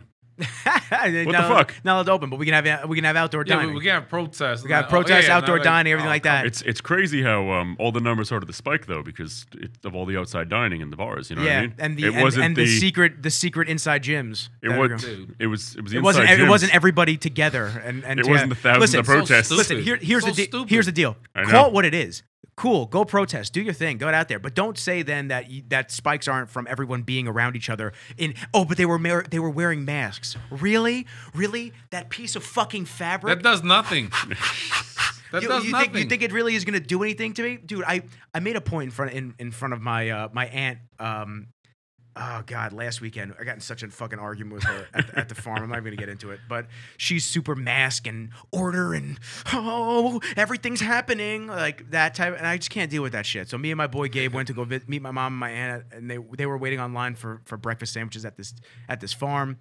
Long story short, I didn't have a mask. She got pissed. She starts mouthing off at me. My mom gives me a mask, and my boy brings me a coffee, and I go, "Oh look!" And I drank the coffee through the actual mask itself. I said, And it goes right "Really? through. A virus isn't getting through the mask?" I'm like, "Get the fuck out of here!" Surgeons wear these masks so they don't drop something on the person they're working on, right? Like it's to stop whatever his bodily fluids from coming out, right? Mm-hmm. It doesn't stop it from coming back in. Yeah. Like people are so stupid. Like, if you really think this fucking piece of fabric is stopping you from getting sick, you're the problem. You're an idiot. I went to Best Buy yesterday. Because, well, long story short, I lost my AirPods. I was super upset. I lost one of them. That torrential downpour. You don't have the insurance on them? Nah, not the lost or stolen. That's why I never bought AirPods. I knew I'd lose the fucking things. Dude, I have, no. I have the Beats ones, like that, like wrap around. Like, Yeah. I have those too. They're No. great. They're the best. The AirPods are phenomenal because I No, use yeah, them but when I'm you- in here to but like you talk. lost them. Yeah, how good are they right now? God damn it! I'm gonna tell you why I lost them. I lost them not because I lost them. I couldn't find them. I lost them because I went to the grocery store and it started torrential downpouring right when I went inside. So as I was coming out, I had my mask on. I kid you not. I had my mask on. I forgot my AirPods were in my ear. I was running to my car in the rain and I ripped the mask off and I felt the AirPods fall out. So I grabbed one and the other one just fell into a huge puddle and I couldn't find it. So God. I kept going. That sucks. So I went to Best. hate these masks. I went to Best Buy anyway. Went to Best Buy, and let me tell you, the amount of fucking people that were in Best Buy yesterday, and the argument for gyms is the HVAC systems. The fuck do you think's in Best Buy, dude? It was at least 50 people in there, at least. I'm looking around. I'm like, really? This is the big plan that this is okay, but other things aren't. Get the fuck out of here. We went to Katz's last night. Like usually on our last day, we try to eat like gentlemen, so we go to Katz's, right? Cat's Deli. Yeah, they're the best, right? Best. This shit was crowded. Like, and then outside, right now, like what they're doing is like so they can get away with outside dining. They're taking all the parking spots. Like this restaurant's right next to Katz's, and they put like cones around a parking spots. Like not only can you not fucking park in the city, like that's not stopping the spread. No. Right? Like if you sneeze outside, it's no different than you sneezing inside, and it's probably worse outside because now the wind is gonna carry whatever's coming out of your body. And it's like, who came up with this fucking idea? Like this is so stupid, but I can't work out. Like, you came to my building, my gym's closed. And I'm like, why can't I work out in a building in my own fucking house? Like, what is going on? But I can go to Starbucks. I can go to, Target. Target's fucking full of people. Or how about I can go to the gym in every other state? Adonis told me he went to Connecticut yesterday to hit legs. I was like, I said, did you have to wear gloves too? He goes, no, just a mask. I was like, that's horrible, man. I can't. I trained in my garage yesterday with Tyler. I still have to clean the rest of it out when the rack gets here. But like my easy curl bar came yesterday, so we were hitting arms, bro. I couldn't fucking breathe. It was so hot in my garage, and I was just sweating like an animal, and it was great. But I'm just looking. I'm like, if I had to train in a mask right now, I wouldn't be able to. You'd pass out. I would literally pass out. I'd pass out. It's like, dude, I sit behind a desk, right, and we're required to have this shit on all day. Like after 8 hours of wearing this shit, it's like, it's so. I'm like, why the fuck am I wearing a mask? Like we're in a courtroom, right, and everything's done through FaceTime now, right? Because like the judges aren't getting sick, right? The lawyers are at home. Like these people are at home right now on a couch on FaceTime. Oh, really? Yeah. Since COVID started, like there's been no lawyers or judges in a courtroom, right? Nice. Like the only idiots there are the cops Nice. and the court officers and corrections to move them around the building. Like that's it. So it's like, so I'm looking at a TV screen while the judge is, doing his case, and I have to wear a mask. And I'm sitting there, I'm like, who thought of this? Like I'm looking at it, like, am I gonna sneeze and he's gonna get sick through the fucking screen? Old man Cuomo. Yeah, it's so stupid. Old man Cuomo. I'm like, come on, dude. Like, little Dick de Blasio. have you seen that? Like, they have like a new Chaz, like right by City Hall, like right past yeah. I pass that shit every day. Aaron was a huge I fat saw loser. it on his- Huge fat loser. He took a selfie with the kill pigs or something like that. He's like this in the background. I pass there every day to get on the Brooklyn Bridge to go home, and I'm like, what are these fucking people doing? Nothing, because they're getting more from unemployment. Yeah, and now I go back to work the following day, and like half the idiots that are there are back in my courtroom now for stabbings, fucking attempted murders, all this stuff. Like they're robbing each other, they're beating the shit out of each other. I'm like, what is your What is the end motive? game? What's the like, point? what's your end game? Like, because now you're getting arrested and They're you've only never doing- had any they're- contact with the law. bored. They're only doing it because they saw it get done in Seattle, and they think that it's acceptable to try to do it anywhere now. I shit you not. And like I hate to fucking say it. Like when COVID started and it was right after the whole, bail reform started, we were getting like 30 people a day at best in court. Like a day, right? This whole shit starts, all these rallies and protests. You know how many people were getting like every day? Over 400. It got so bad that we had to run the courthouse 24 hours a day. 24 hours a day. And I'm running the arrest through arrest through arrest. It was a bunch of dumb fucking... it's so stupid. It's a bunch of dumb white kids. I shit you not, from Jersey, Connecticut, Hey! and fucking Long Island, Don't you dare say what we are. dude. And like none of them had fucking priors, right? None of them. And I'm like, you're here fucking up your life because of what? Like nobody's gonna care when now you go for a fucking interview and they see you got a felony charge for fighting a fucking cop. Like some of these businesses. They don't want to be associated with that. No, like they absolutely. don't. I wouldn't hire somebody like that. Like this chick from Harvard, the graduate. That was like, she's such an idiot. She said, if you say that and I see you, I'll she stab said, you. if you say that all lives matter, I'm gonna stab you. Like now her fucking company. I don't know what company she worked for. She was there. They fired her. Good. And I'm she's like, crying. She's like, Yeah. you Trump supporters got me fired. It It's wasn't like, the Trump supporters. Like if they don't want cops, like they were firing cops' parents, right, for doing stupid shit. Like that's the same way. Like they don't want to have you because some of these big corporations, they don't want the fucking lawsuit. They don't want the drama because now if you fuck up, you're a liability to whatever them, company and they're gonna you look work back for. at the company and go, "You hired this girl, knowing that she put a video out Yeah, like this." and Yeah. she's probably gonna sue and say, "Well, they were racist. That's why they fired me." Yeah, no, I was Asian, and they you're a fired me. liability. Really, sure. And that's what we like. We- That's we what have a cops no are now. We're felony liabilities. policy. Yeah, like no, you're fucking done. You just threaten to kill people. Yeah. Live. I will stab you if I hear you say that. It's like, okay, But it's like you think they're gonna keep you? Yeah. Like no. No. she's Let a white person say some reckless shit like that on the news. What's happening? They all get fired, right? They all get fired, like, and it's happening. But like, you see instantly. a minority. You now actually on see the you news. actually see the guys come in to the side and they go, "Excuse me, sir, pack your shit up. Yeah.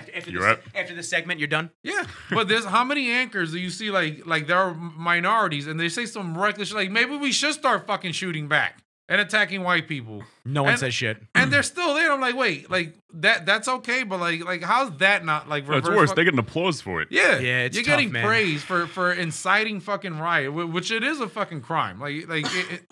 But like if you're not the fucking mold, the cookie cutter that they want right now, like you're getting fired for saying the same shit.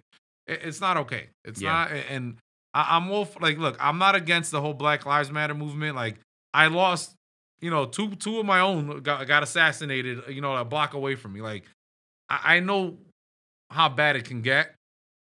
Their goal was like when they started was to get somewhere. And I look back, like now we're going on almost 8 years. Like they created in 2013, right?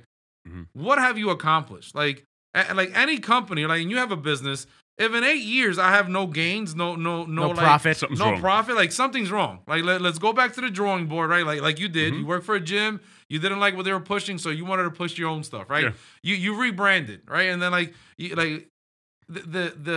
you look at Black Lives Matter as a company, they're making good profits. Like the They're just not getting definition anything of done. insanity is to do something over and over again and expect different results, right? Like that's the definition. So for 7 years, you've been doing the same shit over and over again, and you've gotten no results. You've actually gotten back. Like now there's no like it's America's lawless. Like you can do whatever the fuck you want. Like that's not what you want, right? Because like you may not want people to be racist against you, but it's like if anybody can commit any crime right now, shouldn't you be afraid of the actual people who might be racist, who want to commit a crime against you? Like, Yeah.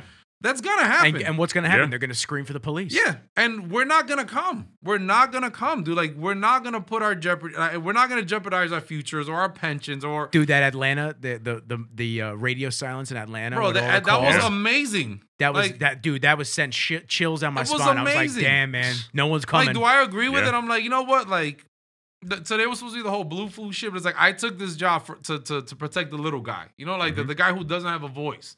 And it's like if every cop called out in New York City today, this city would fucking burn. Like it would burn down in a day. Like in a day. And most cops, like we were talking about this right before we started. When I was in Bed-Stuy, right, like July 4th, New Year's, any major holiday, like it was literally a holiday for people to try to kill cops. Like literally, you'd go before your commander, right before you rolled out, and they'll tell you like they're trying to kill cops today. So like, be careful. So like, you don't want to work that holiday. Like you don't, like, cause now like on a regular, this is going back years. Like you were afraid to be out on the street those days because like there were gang members who were trying to kill you, right? On New Year's, same shit. Now it's okay.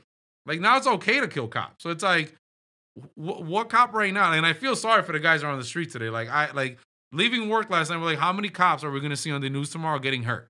Like you won't see them on the news. And you won't. Like, we'll hear about it. Yeah. But it's like you'll hear from the underground and everybody that actually wants to know. The fact that I'm leaving work, and that is my thought. Even not even as a cop. It's like the fact that I can even think that like how many cops are gonna get hurt on our Independence Day, like America's Independence Day. Like what happened to this country? Like what is going on? I have no answer for it. Like and like I said, we are not against Black Lives Matter. Like and I can say that for most of the cops that I know, which is and I'm in a busy place. So it's like when I say cops, I'm talking about like not the guys that sit in Queens for 20 years and do shit, right? Like because there's guys that don't deal with any of this, right? So I'm for the guys on the street in the Bronx, Brooklyn, Harlem, like in the shithole areas, right? Like where they put us because of how we look. That's how you end up there, right? They're not against it. They're really not. Like because most of us are minorities ourselves. Like most of us want the American dream, right? Like, but when you start using that shit as an excuse to go out and do other shit, that's what we're against. Like everything's not an excuse. It's not an excuse for you to go out and act like a fucking moron. Like it's not. Like I got to where I got. Just like it's not an excuse for evidently because you're held to the utmost accountability. It's not an excuse for you to go out and just shoot anybody you want. Yeah. Like even though they make it seem like that's what you do. Most people don't realize, right? Like they see a protest, right, and they see cops there, right, and then they see the video of the cops getting shit thrown at them, bricks, they're getting hit with sticks, Molotov cocktails from lawyers, right, from Ivy League lawyers, right. What the public doesn't realize is like we are there because when these protests are gonna take place, somebody goes to a fucking city hall and gets a permit, and we have to be there for their protection, right? Like that's the irony behind this. Like we go there for your protection. So you can talk shit about us and say that you don't want us around. And say you want to kill us. So it's like, although you want to, have your protest, even then at that moment, you understand that you still need law enforcement for your own protection because not everybody sees it the way you do. You see some of these protests down south, like in these redneck states, like there's people protesting for the cops, for laws, for gun, for the Second Amendment rights. And it's like when Antifa shows up to that shit, they get fucked up. Yeah. So it's like here, they're like, no, we're not gonna get fucked up by these nut jobs. Like we want police protection so we can then talk shit about the cops. I'm like, what is wrong with you? Makes no sense. And we have to be there. Like we have to be there. And it's like if you don't think that we're on your side, you're a fucking moron. Like you're stupid. Like we're there to protect you. And you're there to hurt us. Like, we're not going there to hurt you. Does it happen? Yeah, and that's what you see on the news. They start jumping a cop. Cops go fucking crazy, right? Because now there's thousands of people at these protests.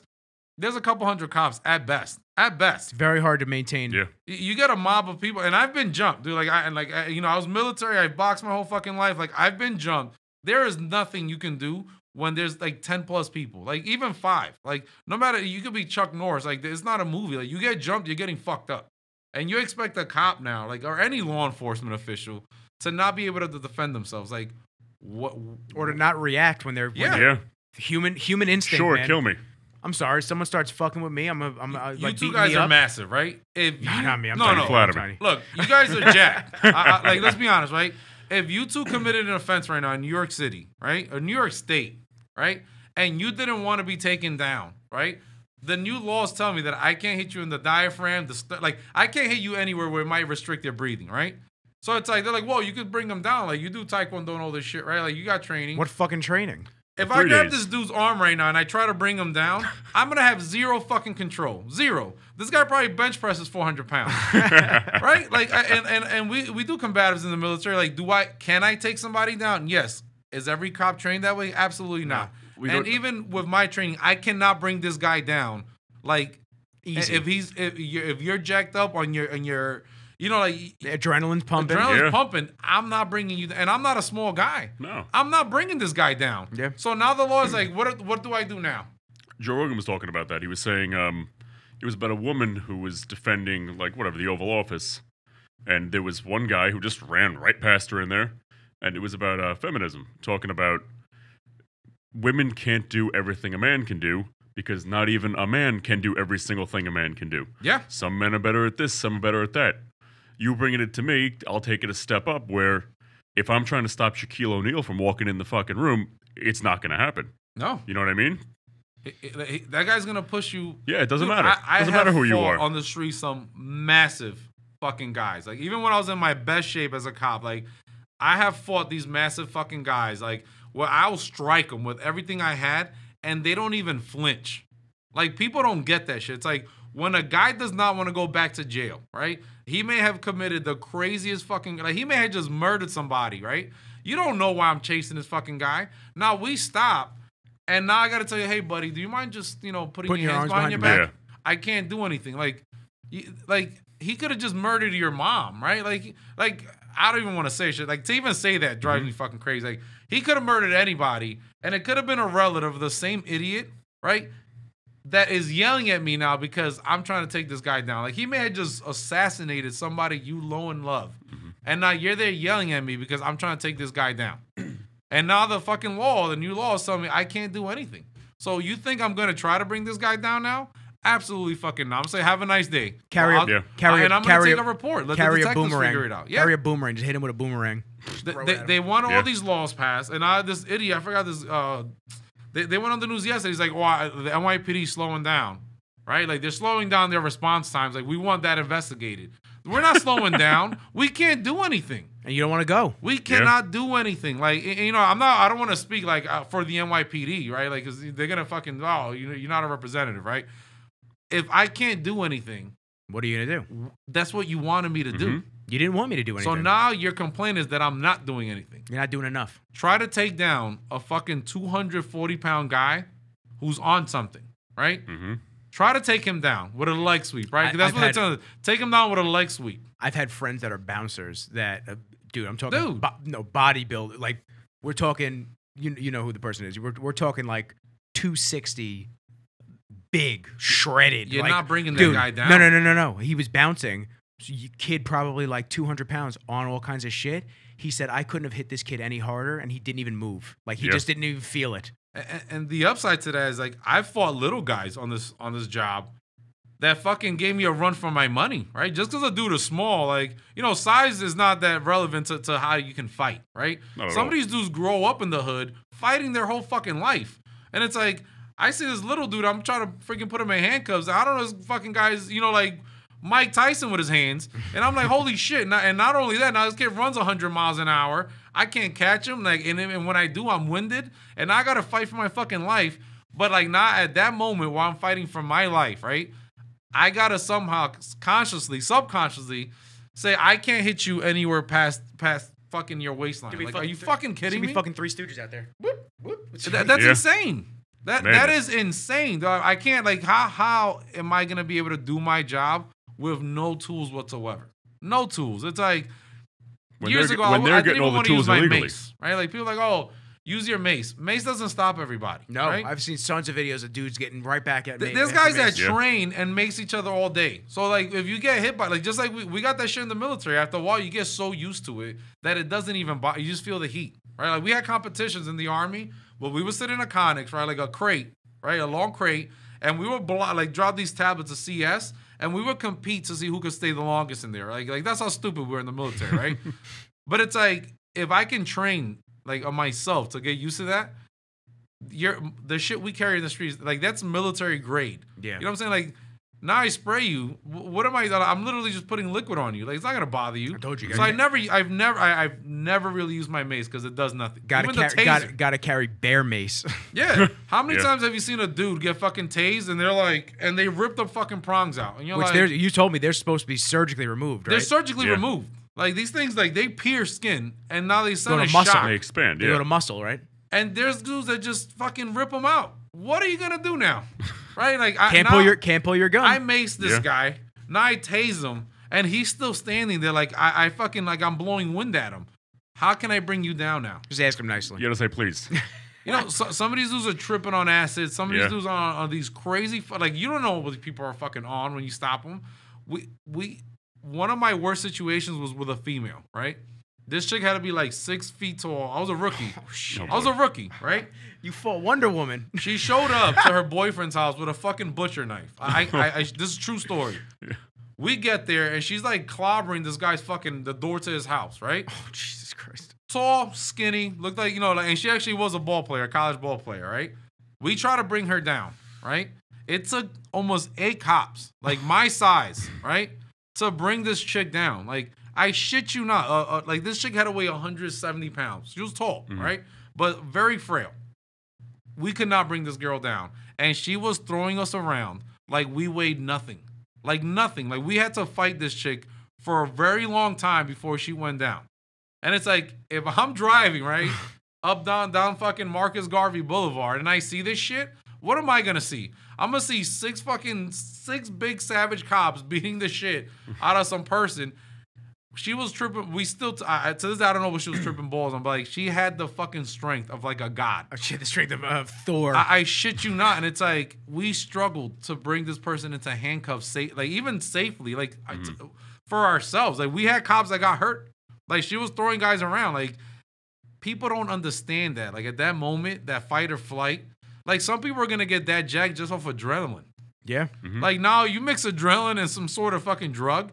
This guy's superhuman. Like, you've seen crackheads, like, when you see somebody that lift a fucking car. Yeah. You've seen that shit, like, on YouTube. Like, it's possible. Like, or like when you see a mom try to lift a car because there's a kid stuck on there. It's like, there are times where people that, like, are above themselves. And, like, you can't even explain how they get the strength. And it's like, a lot of times that's when we're trying to put them away. You know, like, because they don't want to go back. That's when it happens. When we're that's trying their to do, take that's your their do or die. That joke is, I ain't going back. That's Bro, real. The moment you hear that shit as a cop, like, you over, like, that is, I shit you not, man. Like, every time I stop the guy and they're like, yo, I'm not going back, you already know, it's like, either I have to let this guy go or we're about to fucking dance. And usually, the moment they say I'm not going back, it's already being followed by a fucking punch.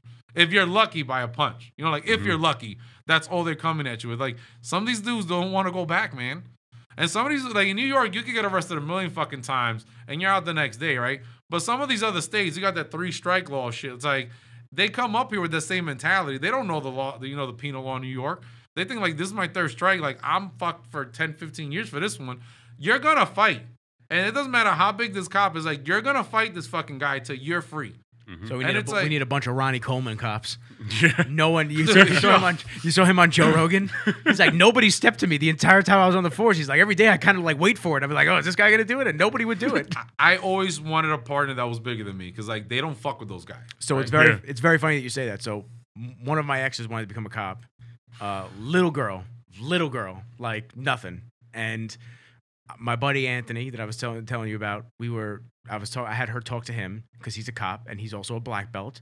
And I said, can you just please explain to her that it's not what she thinks it is? It's not the sunshine and like the walking around. And it's not. I said, and he goes, listen, I'm going to be real with you. He's like, every time I've gotten a female partner, it's like now I have to do double the work because now I have to watch her and I have to watch myself because I know if I'm taking a guy down, she can't help me and I have to make sure that she's okay and not getting jumped by somebody else. Mm-hmm. And you met my girl, bro. Like, yeah, she was on a team. Like, we worked teams together way long before we dated. Like, and this chick, you know, played college lacrosse. She can fucking get down, but it's like there's always a limit. And she used to yell at me, like, when he came over to the house, like, she was laughing. It was like fights would go down, and I always jumped in front of them. Like, not because I feel women are weaker, but it's like, I've gotten my ass handed to me. You know what I'm saying? Like, and I could take a fucking beating. What's gonna happen to her? Yeah. You know, it's like, these guys don't care if you're female. They don't care if you're male. They don't care if you're 6 feet. They don't care if you're 3 feet. Like, and when they see somebody who they believe they have an advantage on, they take that advantage.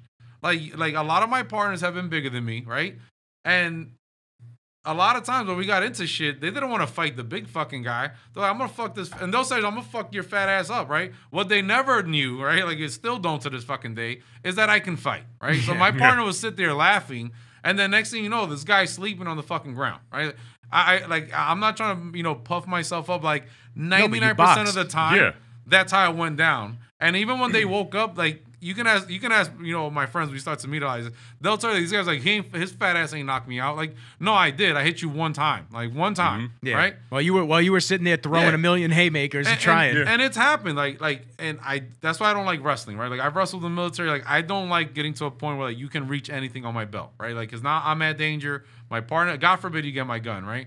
So I've always tried to keep training. So it's like if I gotta hit a guy, I want to hit him one time, right? That's and it. I want to put the guy out. Is it gonna look bad on the news? Yeah, but like now this guy's out cold. I cuffed him, sat him up, and put him in the car. Now he's done. That's the worst. He's gonna that guy's gonna face that day, right? And it's like I've been sued a million fucking times. Never have I lost a lawsuit because thank God we have body cameras. They'll see like I hit a guy once, twice at most. He's out cold. I cuff him, but now I can't fucking do that, right? I can't do that now. So like now what do I do when I gotta bring fucking this guy down or you down? I'm not doing anything. I'm not like. I tell my girl every day, I'm like, when I go back to the street, unless my life is in fucking utter fucking danger, I'm not doing anything. Like, I'm not gonna risk even trying to help. Like, sometimes you try to even help people and they'll sue you. Like, that's the fucked up things. Like, we've had people like that are not even in an arrest situation, right? Like, because people think cops, all we do is make arrests, right? If you look at the numbers, there's millions of interactions with the police every year in America. Millions, right? That very small percentage leads to an arrest. But it's like, even when you try to help people, they will still sue you. They'll still sue you. And you're like, are you fucking kidding me? They'll jump their car and say you scratched it. There's Something people as simple as that would try to commit suicide, right? And this shit, you can Google this shit, right? And fact check me. People have tried to commit suicide and a cop has saved them, right? From like jumping from a bridge or jumping from a building, right? And you know what they turn around and do? They'll sue that cop. Why? Because their choice was to jump off that bridge, and now I took that choice away from them. And somebody has to hear that in a fucking court. Like, I just, like, you know what's to get sued for trying to save somebody's life? Or you'll have a chick that gets a fucking DWI, wrecks bad, and like you're a guy, like this car is about to light on fire. You have to rip her out of the car. Maybe as you're ripping her out, your hand brushes past the fucking breast, right? You're not thinking about that. No, you're trying to save her life. Trying to drag a lifeless girl out of the car. My seatbelt cutter, I'm gonna go right over your fucking chest. Like that's the most exposed area at that point, and I'm gonna drag you out. That same chick will be like, that dude grabbed my boob. I want to sue him, right? And then 2 minutes later, the car fucking lights on fire and blows up. Like, I should have left you in there, right? That's what I'm thinking at the lawsuit. I should have left you in there. Yeah. But I saved your fucking life, but now you're suing me for sexual harassment. And you know what? The city pays out, right? And now, 2 months later, I arrest this guy, right, for fucking juicing, right? And you know the first thing you're his lawyer, you're going to say? Officer Ramos lost a lawsuit 2 months ago for sexual harassment. He's a deviant. Like, he's a dirty cop. And you're going to walk on that shit. Bro, Nick, you're a good lawyer. You're going to... That's what they do. I know. It's crazy. Even all the lawsuits that you get as a cop, even if you win, right? Like, even if you beat the lawsuit, right? Clearing you, the defense attorneys are allowed to bring every lawsuit you have. Like, that's all these new stupid laws they want to pass. Like, no matter what you get sued for, and you get sued for anything, right? I can leave the show right now, right? And say, I'm gonna fucking sue Nicky Rizzles for fucking being a racist. He knows our right? plan. Shit.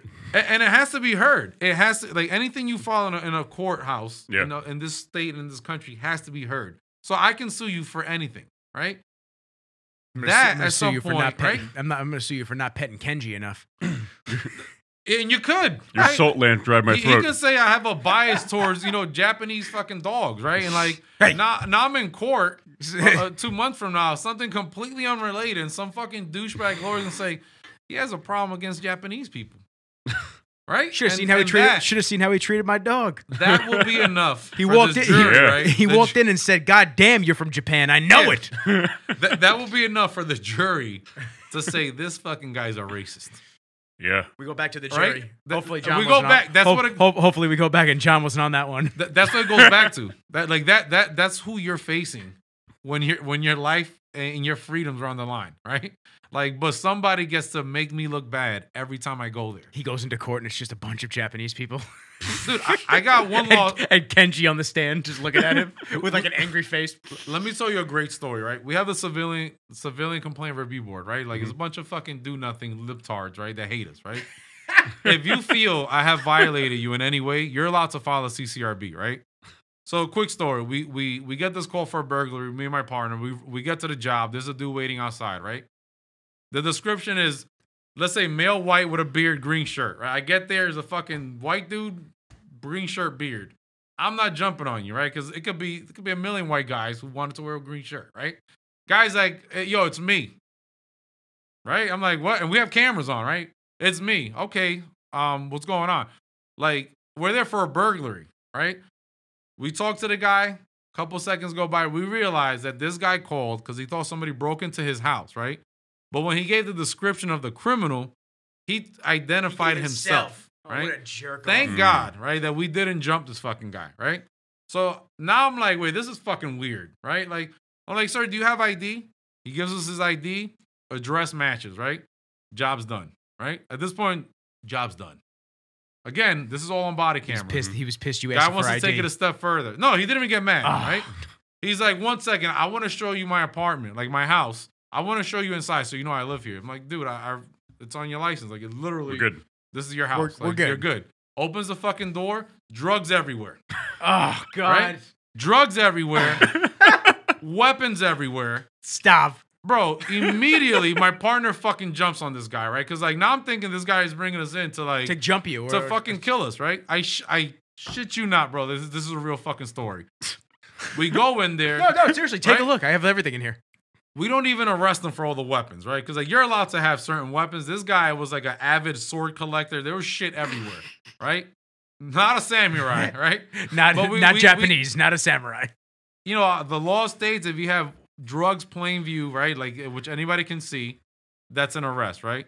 So he goes to CCRB, right, which he's entitled to, and he makes a complaint. He says that we made a false arrest, right? Granted, that's any arrest you make, that's the first complaint. I go there, we sit down through the interview, they run my tape, I get cleared, right? Do you sit there and watch your tape with them? They watch it first, then they question you on it, right? Because like you, like I may have made this arrest 3 years ago, but you want to ask me questions like it was yesterday, right? Yeah, So of Of course. then they want to say, well, let's play the tape because that's not what you said, right? Like that's what they do. It like now they'll get me for lying under oath, right? So I remember the fucking arrest because it gets better after this situation. But I remember this specifically, right? I knew we were gonna get cleared because we had just gotten body cameras cleared on the false arrest, right? 2 months later, I get a letter saying I'm getting a command discipline, right? For like the highest charge, a 10-day hit, because I was found guilty of racism, right? And I'm like, so I call my sergeant. He's like, I have no idea what this is. I call my integrity control officer. Like, he's the one who would know if I'm in trouble, right? My lieutenant has no idea what's going on. So now we're calling every step above the way, right?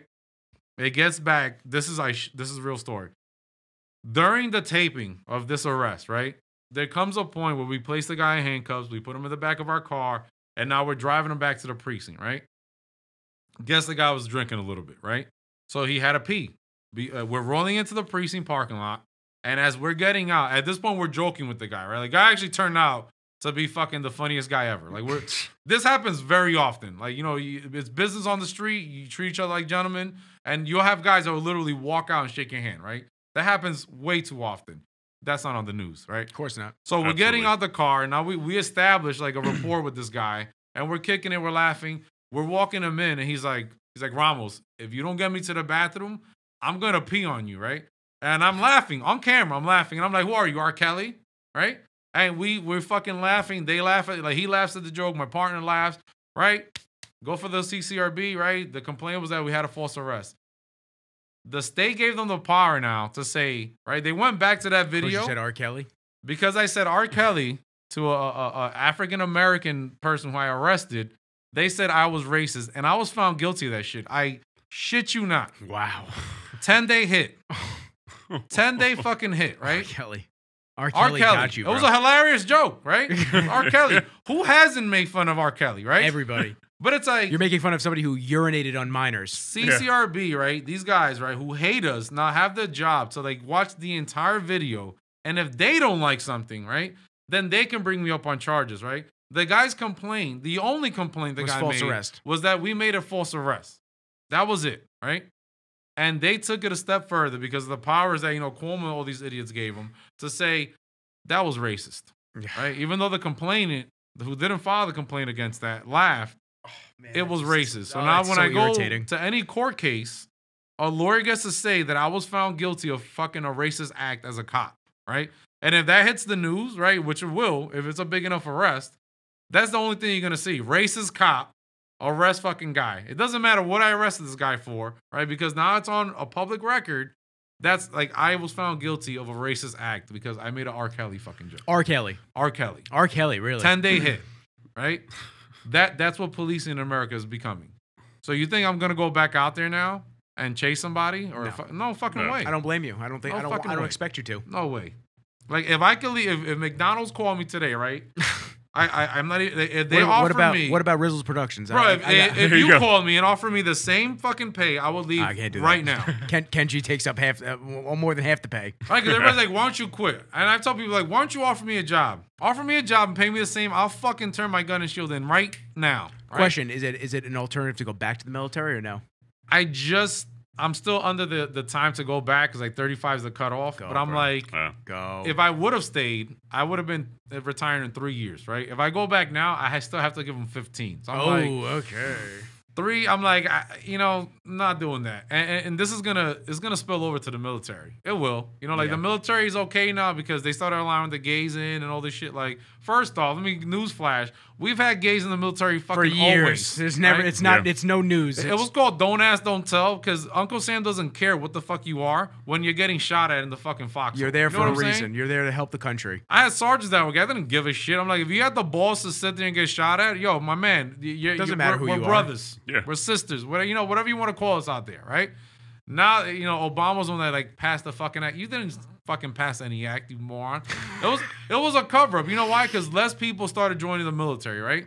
Less and less people started joining, right? I bet it's at an all-time low right now. It is. especially. It 100% is, right? Because of all this shit that's going on, nobody wants to join. Nobody wants to fight for anyone's rights anymore. You think right? that they would ever enact a draft again?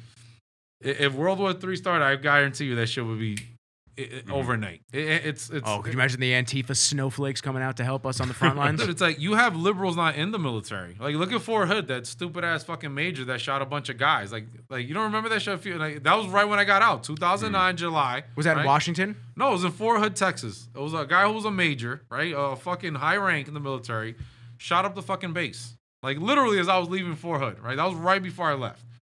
Guy was a fucking libtard, like he had his own views. But like that's what the military is filled with now. Like there are people who know if they join, they can make it past basic, which is a joke now. They'll have benefits for the rest of their lives. Like they don't necessarily care that they may have to go fight at some point for Uncle Sam. So it's like, nah, that's the guy you get sent to Iraq with. Some guy that does not like Does not war, want to have your back and doesn't does care. not want to have your back. And it's like, nah, not only are you fighting for your life, now you're also fighting for that guy's life, which you would have done anyway. But that guy's trigger is never getting pulled in a firefight, right?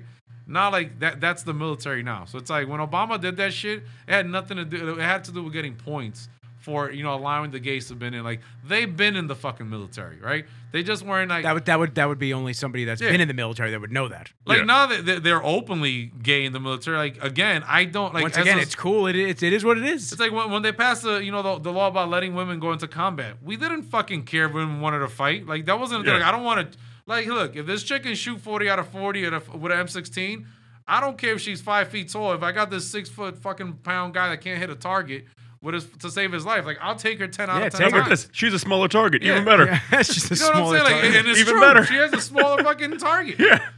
They pass all these laws. It's bullshit. It's so to get points, which is the same thing happening now. All these politicians and all these idiots, they want to pass all these laws because it's an election year and they want to look good and they want the Democrats to prevail. And it's like, I don't like politics. I've never been into politics. But He's it's right. like, He's right next to you, by the way. Oh yeah, he's sleeping. Yeah. I'm not a guy about politics, right? Like I don't necessarily claim a party, right? Like Me I either. I like to same. work for my money, I'm and I don't neutral. want to give my money to anybody. That's right? exactly what John said. No right? matter who gets elected, I still have to go to Yeah. work the next day. So it's That's like, it. is that somewhat of a Republican idea? Yeah, but it's like there's a reason for that, right? Like a lot of people that are out there protesting and all this shit, like have no clue when it comes to numbers or even history, right? Like slavery and all this other shit was created by the Democratic Party, right? And it's like, but that's what you want to put up there. Like the people who fought to keep you enslaved, right? The Republicans, right, during that time of war, were fighting to free you, right? But not where the, like, I'm not even going to say we, I'm not claiming a Republican. But now they're the racists. You know, it's like, you're an idiot. It's like the same shit with these movements. Like, it's all about the killing of unarmed male blacks. Do you know how many unarmed male blacks were shot in America last year? 10, right? Which is still a high number, right? What's he doing? Oh, move him. He's trying to Kenji. go in my pockets. 20 was the number for the whites, right? So there were 30 unarmed individuals in America who were killed at the hand of the police last year. It's not a number I'm proud of. Do you know how many cops were killed last year in the line of duty in America? 89. Jesus. 89. Do you see us fucking protesting and fucking looting and rioting? No, we're not. Like, because it does come with the job, right? Like, but I shouldn't get killed because you don't like me. You know, it's like, as a cop, I understand. That's not what you signed up for. You signed up for protecting the communities. Like, do we get into firefights? Do we get into situations where our actions may put us in danger? Yeah, like, I stop a car, the guy has a fucking gun on him, has 15 kilos in the back. Is there a chance that me and this guy fight for our lives? He's fighting for his freedom. He reaches, I reach, I get popped.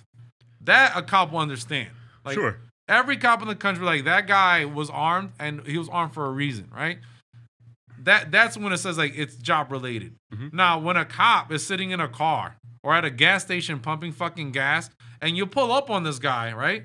And not completely unprovoked, and now you decide that you want to take this guy's life, that is not a part of the fucking job. That's murder. Like, you went up to, and that happened in fucking Dallas. They went up to a guy who's filling up gas, and they fucking shot him in the back of the head. Did that cop provoke you? Did he do anything racist towards you? Like, no. He was pumping gas to his fucking, his patrol car. That is not okay. 89 dead cops, and some people applaud that. They praise it. Sickening. You should be scared as a citizen of this country. Like, you should be shitting your pants that number's even that high. And that it's not looked into more. No, it's not. Yeah. You know, like they get a little flag, like the family gets the flag, a 21 gun salute. And that's it. Business as usual. And you're losing officers in an industry where people don't want to go into it anymore. Yeah, the nobody numbers, wants to go. Like, bro, so the numbers these just going down and down. Oh my, like, bro, these new guys that come on the job now, I'm like, what are you thinking? Like, their benefits are shit. Like, their like, even in NASA and stuff, like 12 years to top pay, dude. You do 12 years in any business and you grind for those 12 years. You're like, you should be a millionaire on the private sector, right? Like, yeah, you should be on that status at 12 years. You know what's the way 12 years to top pay as a cop? That's fucking insane. And I get it. You take the test, you swear in, you choose to do that. Like, would I do that now? No fucking way. Yeah. I'm not waiting 12 years to get to the top step of my career. My buddy's waiting. My buddy's waiting. The one that was military police. He's waiting to get into the next academy, and now they just put it off. He was going into the July, August. Right class. now, we're looking at not having an academy for about 2 years, right? Which means, like, we're slimming down. There's 300 guys retired last week, right? Like, ever since this George Floyd shit started, guys have been leaving all these departments. Like, we're gonna get to the point where, like, cops, like, this cop's resigning. This cop's retiring, who luckily, thank God, made their 20 safely, right? They're retiring because they don't want to deal with this shit anymore. They don't want to lose their pensions. And this guy's literally just resigning. They're like, fuck this. Like, I'm not getting arrested for trying to, make an arrest, a lawful arrest. Not what I signed up for. Yeah. So, like, by the end of this year, this department is going to be so small that's like, you're not even going to have people to, like, in Manhattan alone, you have over 8 million people at any given point of the day. And you only have 30,000 cops to cover the entire city. What do you think is going to happen when we're down to, like, 10,000? You think...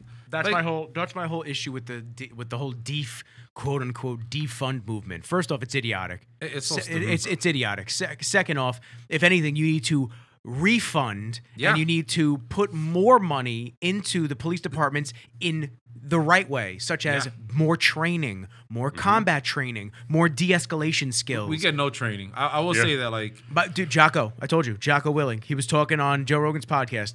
He said just for one mission overseas, the Navy SEALs would do up to 6 to 8 months of training every single day for one mission. And then maybe that mission was a week, maybe that mission was a day. But they did all that training just for that. And now you want to take money from these departments and make it so this way they have less training? What do you think's going to happen? I don't know. I sometimes, and I want you to say what you're going to say, but sometimes I sit here And I feel like you almost sit there and you go, am I part of the problem because I'm not seeing all of the picture? I'm understanding the issues with violence and racism and whatnot, and I'm understanding that there are some really fucking shitty people on there, and there's some really shitty people that become cops, and they're the ones that are the problems that make it worse for all the good cops. But I'm not seeing the whole picture. I sit there sometimes, I'm just like, what? You're just going to get rid of cops. To what avail? Then the criminals are just going to run rampant? Who's going to arrest them? I'm not allowed to carry a gun. Yeah. And where would I put them anyway? They get out the next fucking day anyway. What do you want anybody to do? This is where, like, I know a lot of my friends that will watch this will get mad, you know, the cops.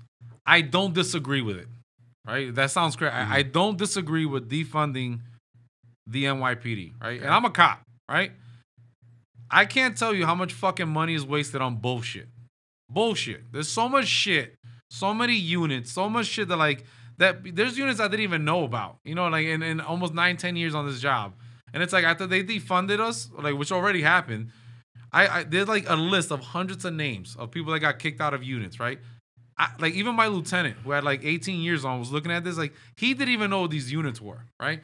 So it's like, and I think we spoke about that briefly when you were in my house, like there's a lot of shit in the department that people don't see, like the struggles that we as cops face within the department itself. And this is countrywide, like we spend a lot of money on stupid shit. Like we have lots with hundreds of cars that are brand new just sitting there, like Impalas, Crown Vics, like because we're no longer in contract with those companies. So it's like I can imagine the millions of dollars we spend just on those cars, right? You look at some of these specialized units that they're like, not that I want to say take away these weapons, but it's like some of these units might only have like 50 guys, and they probably have like 1,000 fucking M16s or, you know, AR-15s sitting there. Those aren't cheap. Like there's a lot of shit that the department wastes money on. Like $1,500, $2,000 a gun, man. Yeah, you get what I'm saying. So it's like there's a lot of stuff that like somebody just they get a fund, like fuck it, let's buy it, right? Like that's not the proper way to fund stuff. So you're on board with the refunding, like putting it into the right methods, right? Like as far as training goes, like in the last 4 or 5 years of the department, this is my training in the department, right? I get an email from the training sergeant, do this training. I log into the training, right? I watch a couple of slides, I'm trained, right? Even on tactics, like physical tactics, I'm watching a fucking spreadsheet and a slideshow on how to do a physical tactic. Like even right now, like all this shit changing, it's still spreadsheets. Like we're not going to the academy, right? Because that costs money, right? To take a cop out of his command, to send him to the academy to train, costs money. Now you're losing cops every day to have them and go to the academy to train, right? But that's what you should be doing, right? You should be doing that because then you end up on the fucking news because a guy has no training and made the wrong fucking choice, right? And now that gets taken as he's a racist, right? He's not trained. And people are right about that. We are not trained in shit. Like we shoot in the academy, right? As long as you hit a fucking 80, you're good to go, right? You're good to go. And after that, like they're like, guys, every 6 months, I have to go and hit a 70. I'm qualified, right? There's no more physical fitness qualification, right? That's why you see cops that are talking about Aaron.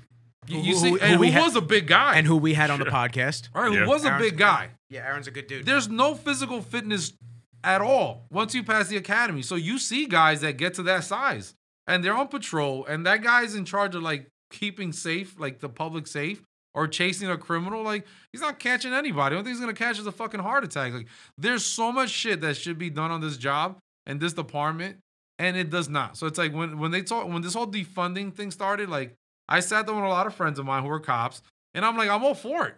Because I knew that once they took money away, all these bullshit units that we have that do nothing, right? Like any job, you have people that do nothing in a lot of industries, and they just get by. So it's like there was a ton of detectives that got kicked out. You know, there's a bunch of people that had no time on, and I'm looking at them. They're in a specialized unit, and I'm like, how the fuck did you get there? You know, like a lot of people make calls, and people are gonna look at this and say, oh, this guy's salty, you know, because he didn't go somewhere. Like I didn't take this job to go somewhere based on a call, right? Like if you look at what I've done as a cop, no cop on this job can say this guy hasn't done shit. So it's like I'm not gonna be bothered by that. But it's like there's a lot of movement within the department that is based on who you know, right? And like a lot of times who you know, a lot of these bosses they don't look like me. You know, like this department, we have over 150, 170 years of being ran the same way.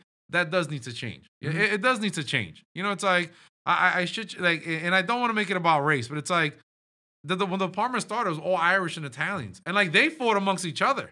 You know, it's like they fought amongst each other to build it up to their standards. And it's like then we fall into it. But it's like right now, there are more minority cops than like anything else on this job. And it's like we're not very well represented. And it's like, you know, with some minorities, when they do move up, they forget that they're minorities. Like I like, and I hate to say this shit as a cop. Like people think cops are racist. You have no fucking clue the amount of racism we deal with, like systemically within our own departments. Like, and that's any business. Like you deal with that shit on the inside. It's like when they defunded us and I saw all these names getting kicked out of bullshit unions, I say, hey, it's time to start focusing on the training. Like, let's be more physical. But like, are they going to start training? Because who knows? That's the thing. It's like, you know, they're stripping $1 billion, but okay, it's stripped $1 billion, but what are you going to do with the rest? It takes years to do something. Like we had this Blue Courage training shit, right? Well, it was called sensitivity training. Where we had to train on like, you know, like now there's 1,000 different genders, right? So like now as cops, it's like, and it's fucking crazy, right? Like fine, whatever gender you want to be, by all means, that's on you, right? Don't get pissed when I call you the wrong thing. And we all had to sit in a class for an hour, you know, for a whole day, not even an hour, and get lectures on this about like people's genders and the gender roles and the gender specifications. And it's like, when I make an arrest, right, as a cop, I don't care what your gender is.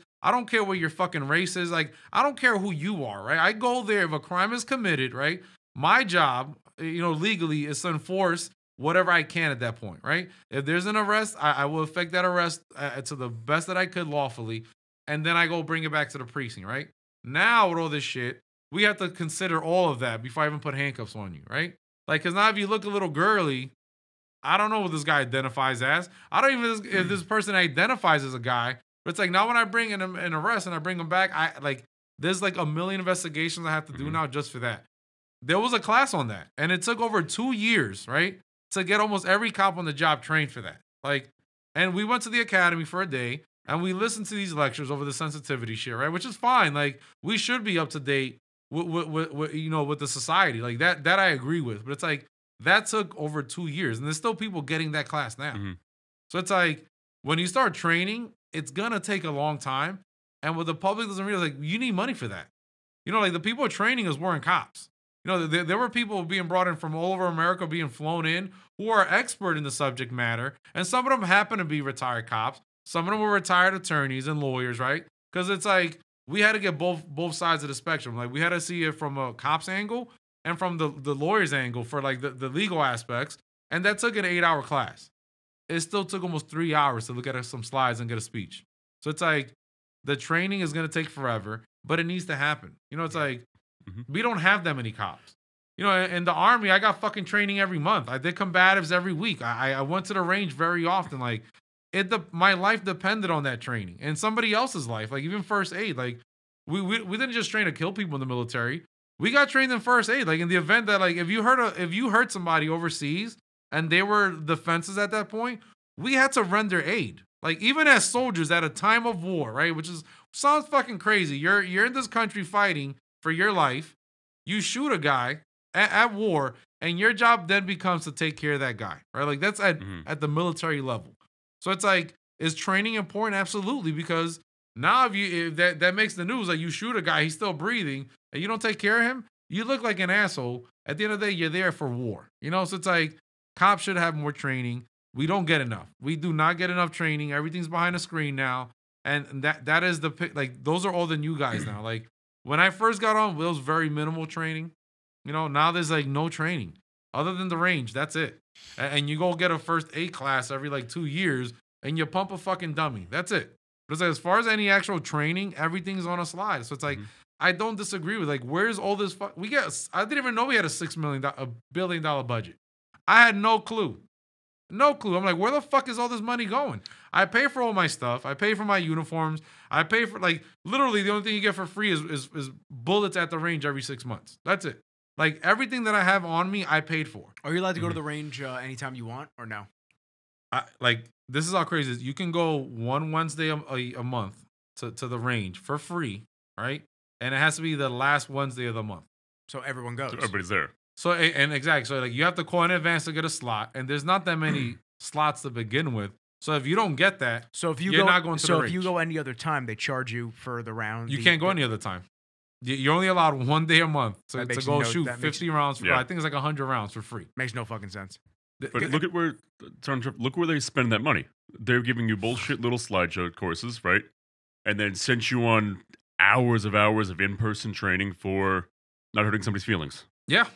You know what I mean? Like that's where we're at now. And it's like They're flying that person in too. That's not what we're getting in trouble for. I'm sure they're not flying coach. We're not getting in trouble for hurting people's feelings, right? That's what they painted as. That's my right? point. Like, yeah. We're getting in trouble for all the tactical shit that's going wrong. Mm-hmm.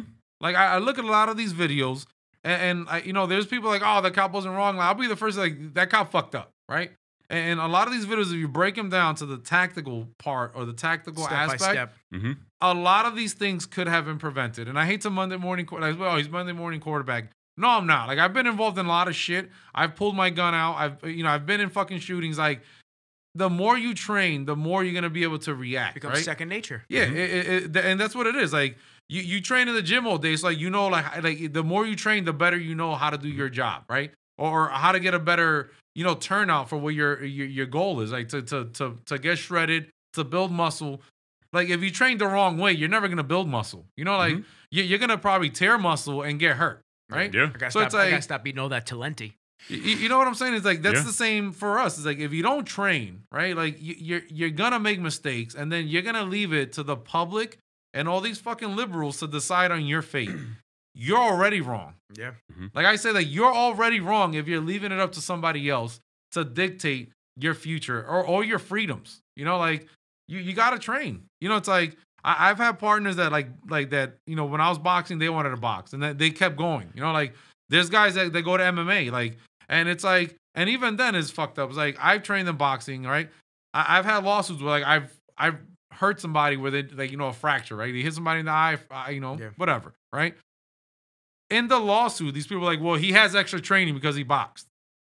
And like they'll use that against me. And I'm like, are you fucking kidding me? But luckily, right, because in the academy for a 3-day period, we put gloves on and we play pity pat, right? I was legally under the department trained to box, right? If we didn't have that training and I fucking hit somebody and I boxed and I was registered, I would be in trouble for that because the department was like, we didn't train him to do that. Like that's where it is now. Like you don't train us to do anything right now. Like we're not trained to do anything, right? Right now, literally, the leadership is saying, "Be careful what you do. Just sit there and look pretty." That's what they're telling us. Like the bosses don't know how to lead right now. Sit there in the car and don't get shot. Yeah, that's literally it. Like go show up to these protests where people are gonna hurt you. Just don't do anything. I'd love to see De Blasio and Cuomo on the front lines. Put some riot shield. They'll never do that. Put some riot gear on. Go see what it's actually like. And I see some of these other states, their mayors are marching. Like some of them are marching with the cops, some of them are marching with the protesters. Like, but they at least are out there. It's like De Blasio goes to these meetings and they shit on him, dude. Like even the people protesting don't like De Blasio. Like nobody likes this fucking guy. You told me that. You told me when the guys were killed in your precinct, dude. Like and he came. Nobody wanted to be. Nobody wanted to look at this guy. Giuliani showed up. We were like shaking hands with the guy. Like nobody likes this guy, and it's like he's passing all this shit for God knows what. Like. The guy's wife loses $1 billion. Nobody's questioning that shit, right? But then now they want to take $1 billion from us. I'm like, isn't that that's fucking to make ironic? up the money? Yeah. Like, where's the money she got for the homeless outreach shit? Like, have you looked at Manhattan? Like, there's more homeless now than there were before that. I'm telling you, man. My buddy drove through there, and he said not only is it like such a shithole right now, but he said I can see that this is not going to be the place to go out anymore. Like it's not, dude. It's going to be Long Island now again. It's going to be Jersey. Dude. It's like nobody's going to want to go out in this. I don't want to go in the city yet. Like there was a point where like me, Gunther, all my boys, we could go out and like there was no problems. We meshed well with everybody. Nobody had any issues. But we would get those people that would step to us late at night, fucking on the subway platform, shit like that, starting shit with Gunther of all fucking people. I have to show you him after the show.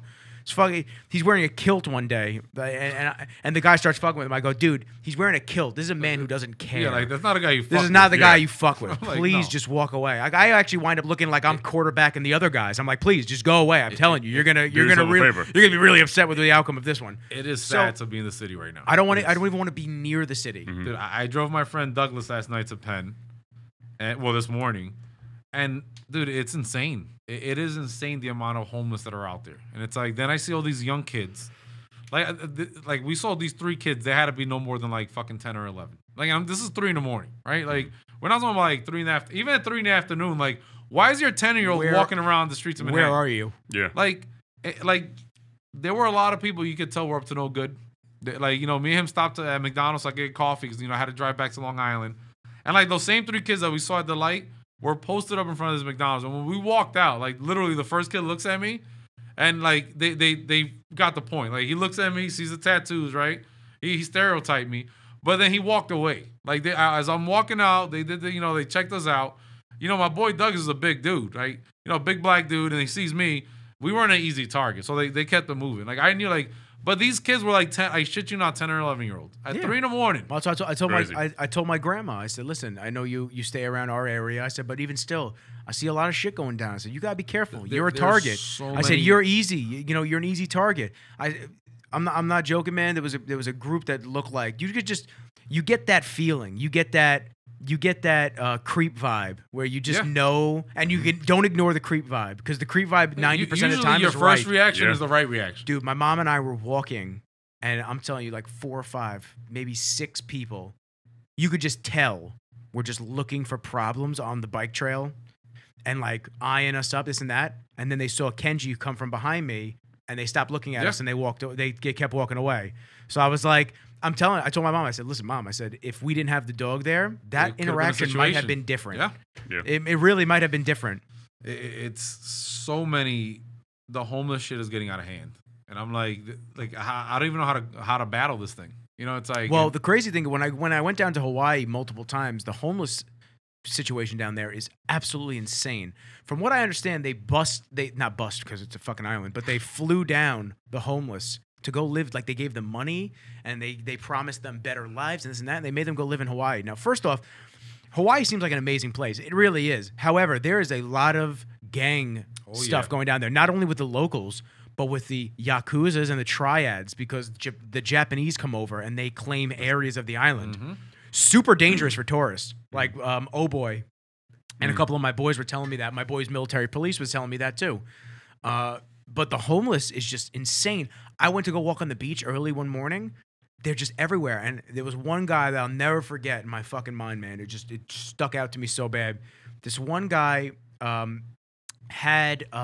he was like leaning over, and his mouth was just open, and he was just drooling.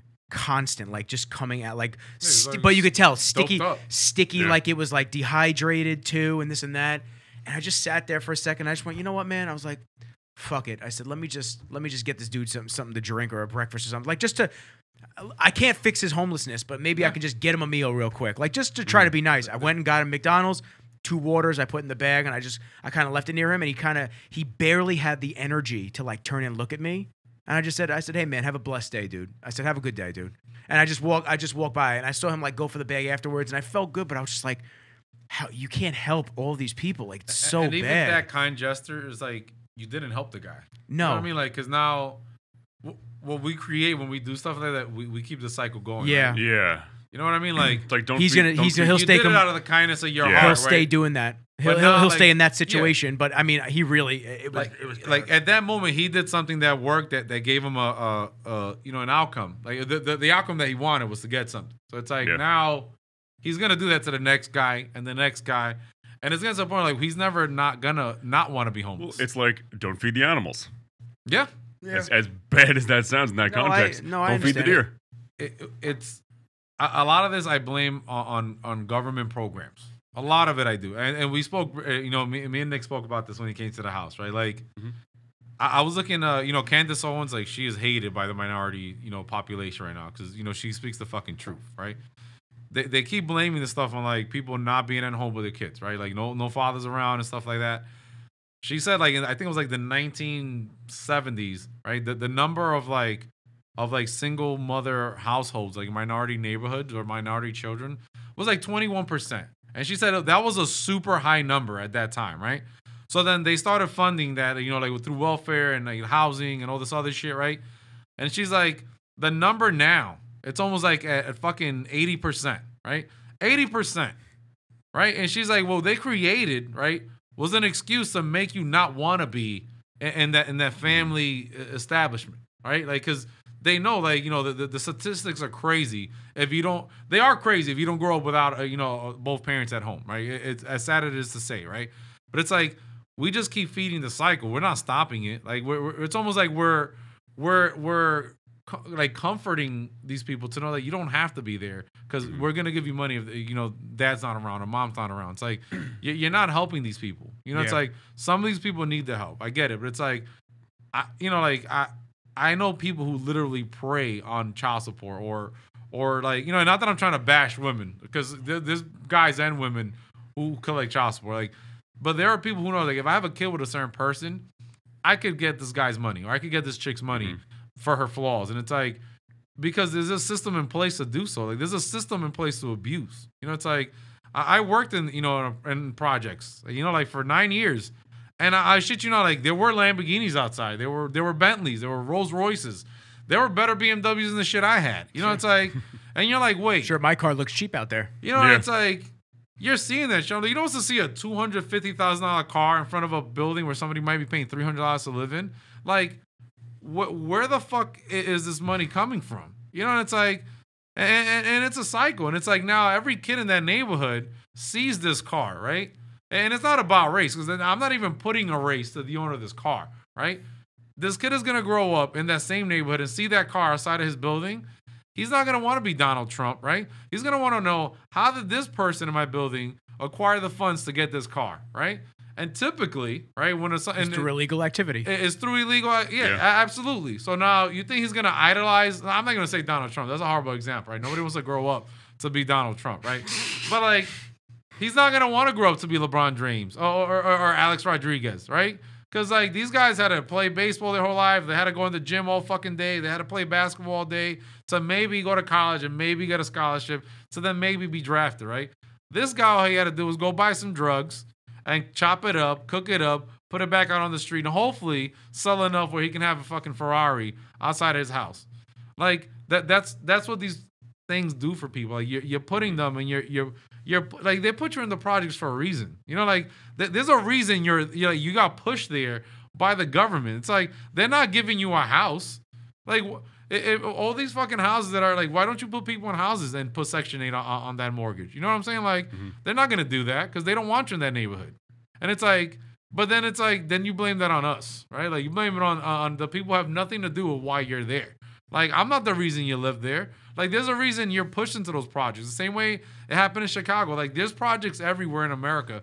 And they're not necessarily, like, occupied by minorities. Listen, man, if there's any testament to what hard work and just breaking through stereotypes and so whatnot will do for you, I mean, just look at Kevin Hart, man. Kevin Hart, single family home. His dad was a junkie. Yep. Mom constantly kept him on the right path, making sure that he wasn't fucking around with drugs and all this shit.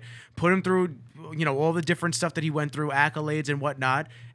And now he's he is the highest grossing comedian in the world. Yeah. He's not up there because we're racist against him. He's up there because he's good at his job and he's a phenomenal comedian and he broke through being just another number. But look what happened to him, right? Guy gets caught in a cheating scandal, right? And then they trash him. He's a human, right? Like we make mistakes. Granted, I'm not gonna say cheating is a mistake because you willingly do that. did this shit, right? But like they try to trash this guy and tarnish his reputation, like even other comedians. And I'm like, dude, like come on, man. It's called white knighting. It's like looking. That's like when a girl is getting into an argument and you come up and you try to defend her and in her honor and stuff like that. And then you get punched in the mouth. And then you get punched in the mouth and it's like you get white knighted, man. You're trying too hard. People are never happy.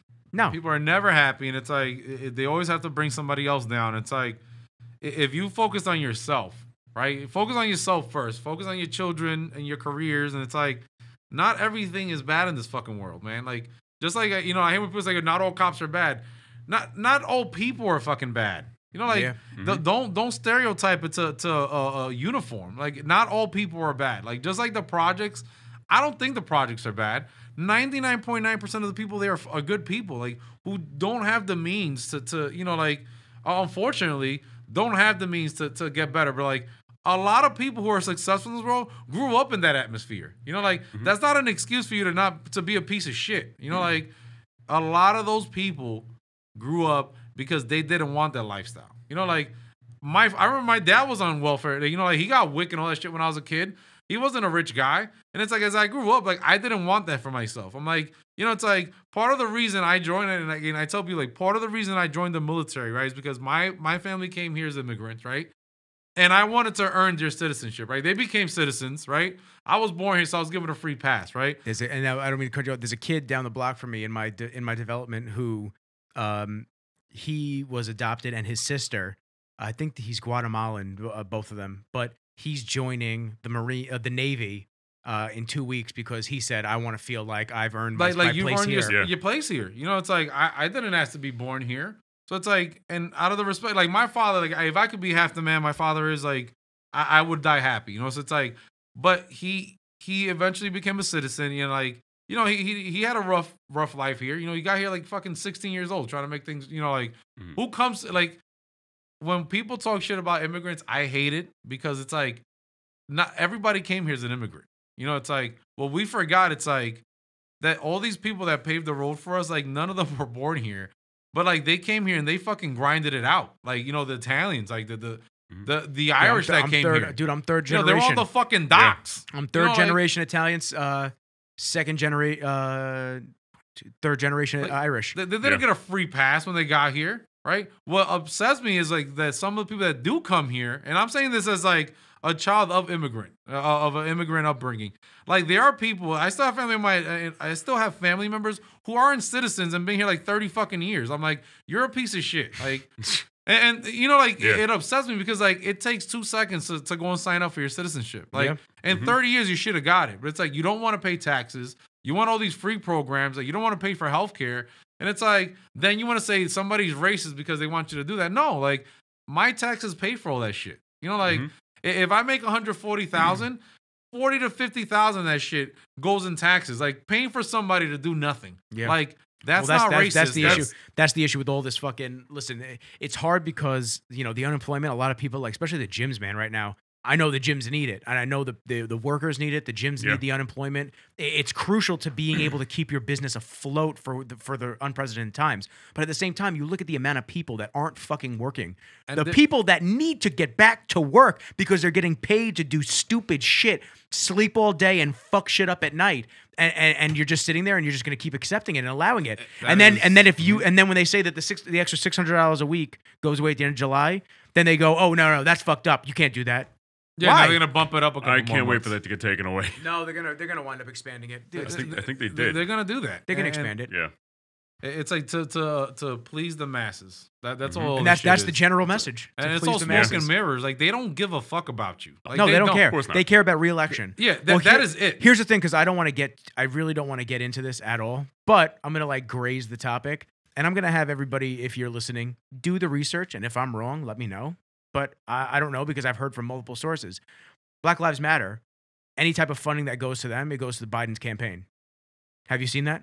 No, I heard that. I would like to do the research on it. Do the research. I don't know if it's factual, but I've heard many people state that and my mom's friend donated, and literally the receipt said the blue Republican, the blue Liberal Party or Democratic Party, whatever it was, something like that. So just you want to find evil in the country? Follow the paper trails. Follow the money. Follow the sheep.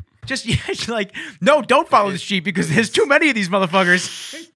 Look at the sheep and walk the other way. Have your own opinion on things. That they haven't been categorized as like a terrorist organization drives me fucking crazy. For what they're doing. For the overall... Yeah. Like, dude, go... The overall violence against officers. It's not even that. Like, or because people. Now they're preaching violence against just anyone like who's with the program. Like that is like yeah, I've seen I saw a video of where was it? I don't even know. It was a older white dude and his wife, and the group put signs on his business, like, you know, Black Lives Matter and a bunch of other stuff, and he's taking the signs down. They go, "What's the matter? Read the fucking sign. You don't agree with it? What's the matter?" And they're filming him. And then his business got tanked from all the Yelp reviews from everyone just being nasty to him.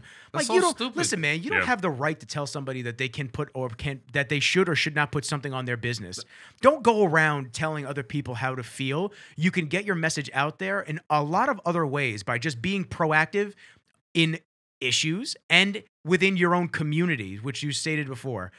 Once again, I don't want to touch this topic with a 10-foot fucking pole because no matter what, I'm always going to be wrong because I'm white and I have no clue.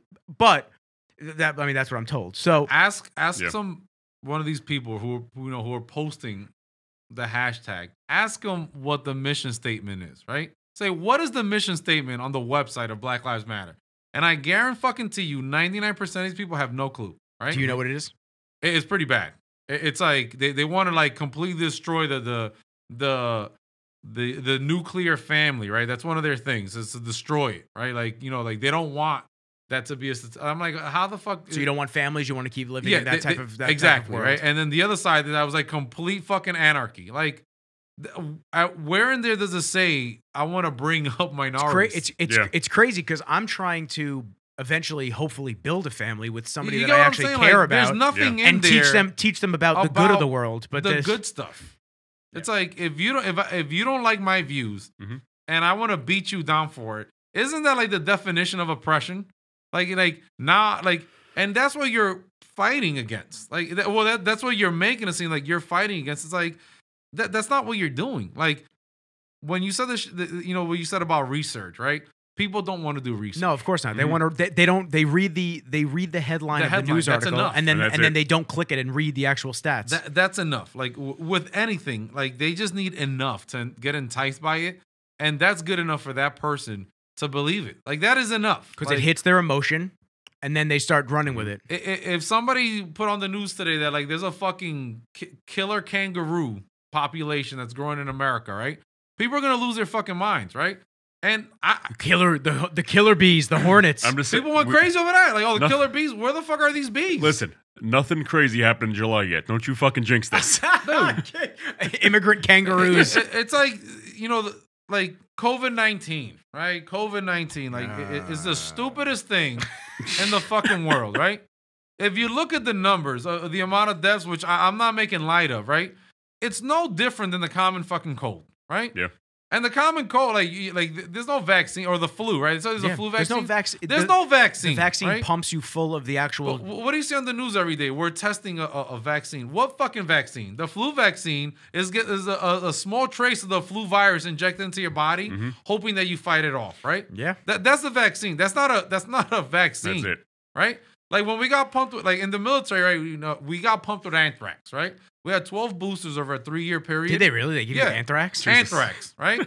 The vaccine of anthrax was anthrax. Like, so if an anthrax bomb goes off in here right now, you're going to be okay. I'll be fine. Damn. I shit you not. Like, they pumped you with so much of this shit that eventually your body became immune to it, right? And that's anthrax, something that's completely dangerous. How come we don't have that for the flu yet? How long have you been getting the flu vaccine? Never. And I don't get it anymore. I got really sick one time, so like, don't get it if you get sick, right? Which is But it's like, how many people have been getting this shit for years and they still get sick? Yeah. And it's like, you think they're going to come up with a vaccine for the fucking COVID-19? Every single person that gets a flu vaccine gets the flu that year. Exactly. I've never gotten a flu vaccine, and knock on wood, I've never gotten the flu. And then, like, you hope that when you get the vaccine, that you're only sick for about a week, right? But it's like, if you don't take it, you're probably still getting sick. Yeah. So it's like, this COVID shit, it's like, they want to cause mass hysteria and mass panic because it's a form of control. Here comes the next pandemic virus. Did you see that? The what? There's another one brewing up in China right now. That started with the pigs? Yeah. So swine flu 2.0. I'll never forget, we were laughing about that in gym class back when they told us about swine flu. Me and my boys were laughing. We're like, the fuck is swine flu? Stupidest thing ever. Yeah. I went to culinary school, right? Like, and this I got because I was there, right? People won't eat pig, right? Like some people, because it's their religion, right? Which they're entitled to. Some people won't touch pork because they say it's so fucking dirty, right? But if you go online and you look at like the amount of tests that these meats have to go through, pork is the most regulated meat in America. The most regulated meat, right? So it's like when you get pork, that is literally the cleanest meat you can buy at a supermarket. Chicken's disgusting. Yeah. Oh, literally, like as long as this shit looks like a chicken, it like they'll label it a chicken. Probably chicken. Yeah, and that's it. Right? Maybe like, chicken. Steak, That's what it says. Stamp it. Maybe chicken. Like I had no clue until I took those like health classes and you know like food health. Yeah. I had no idea, like, because it's like, and at that point I was just as ignorant, like, you know, or naive, that I believed that pork was dirty. I still ate it, right? Because that's America. Like we'll still do shit even if it's bad for us, right? Bacon, bro. Bacon's delicious. Right? And it's all for keto. It's fucking amazing, Come on, right? son. What do you know about the keto bacon? But it's like, I didn't know anything until I did the research or somebody put it before me. It's like at that point, I could have done two things. I could have been ignorant to the truth, or I could have accepted it, right? And like that's America now. Like people don't care about the truth. They don't care. They don't want to care. Like, people just want to hear something so they can go off with it, and that's good enough for them. It's like and some people will make up a lie and believe it themselves. Like, people are like that. A lot of, messed up fucking people. It's like when you lie to a chick about where you were, and like that then becomes the truth, right? Some people do that. So it's like when they hear it, they can eat it all up. Like, go online, do the research, look at the numbers, and nobody's going to do that. Well, and what drives me crazy is a lot of people, the way that they debate nowadays, especially, I really don't want to throw a group in this, but I really don't hear it a lot from Republicans. I hear it more from liberals. You say something to them, no. And Absolutely not. They yell at you. You're fucking stupid for thinking that. But like, Calm down, Karen. Yeah, like, Karen. My mom hates that because she's the actually named exception. Karen. She's the exception. She hates that everyone says that now. She doesn't have, Oh like, my the- God, she the goes bob cut, right? No. she goes crazy. She goes, "What the fuck? I'm not Karen." She goes, "But you are. You are, but you're not." It's just nobody can just be civil. No one can just like, you can have your opinions, you can have your opinions, I can have my opinions, and collectively we can sit at a table and understand one another. Listen, man. Like Trump's the best example of all of this. Like, if you go back 20 years, you'll see that, like, they'll have pictures of him like Jesse James, whatever the fuck his name is, and Al Sharpton, and he's like donating money to them. There are all these parties together. You look at the news today, those are the same two people saying he's racist. And I'm like, hold on. So his money wasn't racist back then, right? Well, I showed you that video. I mean, as most, like I said, we don't like getting politics. No, I don't like getting No. into it. And I don't think you're putting us in there. I'm not saying it like that. But I showed him a video before. Obama literally said the exact same line for line things about immigrants. And Donald Trump said the exact thing, but he's racist. His ban, it's just crazy to me. And I served under Obama as a soldier, right? A soldier and a cop, right? His ban, when he put the van, was for 9 months. 9 months, right? And nobody said shit about people not being able to come. Most people didn't even know there was a ban under the Obama administration, right? None. It's the double standards of two right? parties. That's what they. That's Trump what they act shit like. was 3 months long, and People lost their fucking shit. Well, minds, it's the media. right? That's Yeah. what it's there for. Even It's what other they- governments were like Yeah. against fucking Trump. When Obama did it, nothing, right?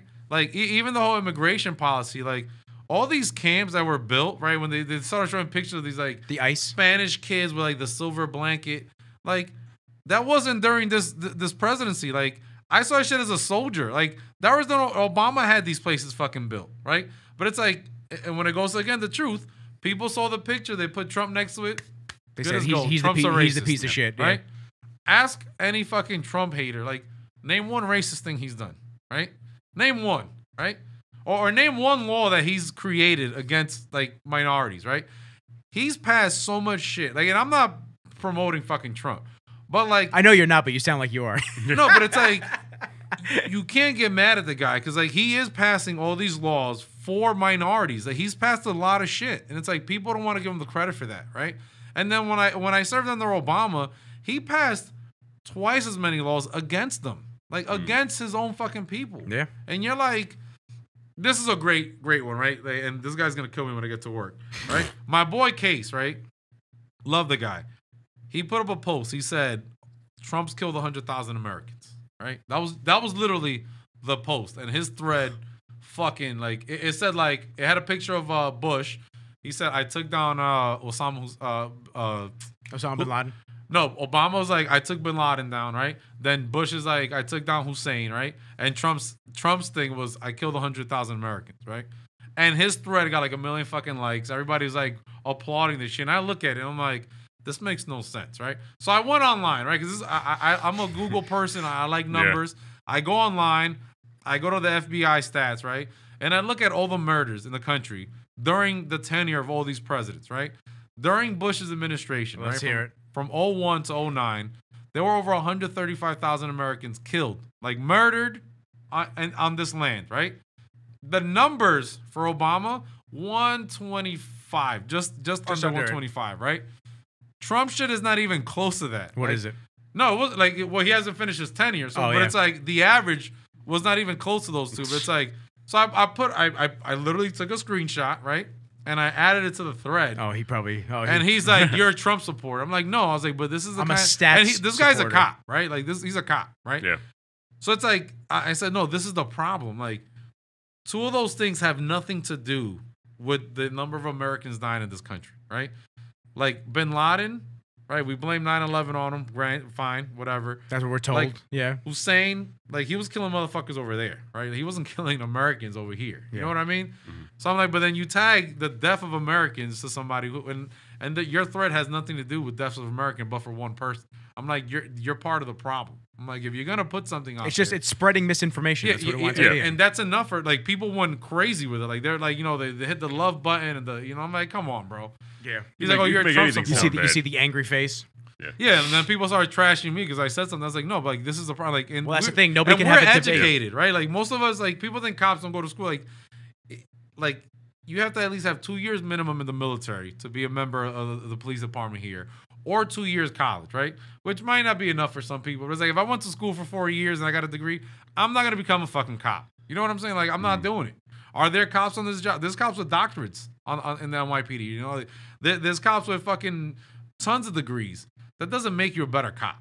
You know what I'm saying? Like, Yeah. like the experience is what makes you better at any job. Like, you can read every book in the world about weightlifting and have all the fucking knowledge in the world, right?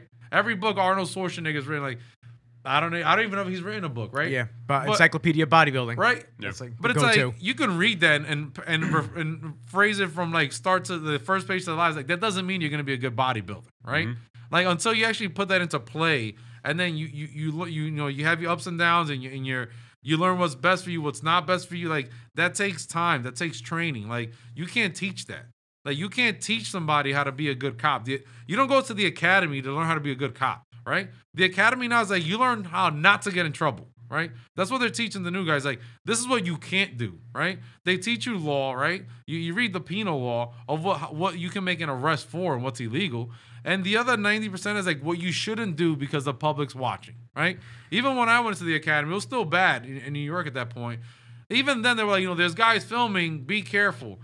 You shouldn't have to say that to somebody. If you treat them if you're treating training them properly, the right way, right, and you're doing your job lawfully, you should never have to tell that person, be careful how to do your job. You're already telling them that they're doing something wrong. that they're doing something wrong, and they haven't even done it yet. You know, it's like, and that's why you see shit happen all the time. It's like these guys are afraid and they're second guessing themselves. You know, it's like you said before, like usually your first instinct is the right one.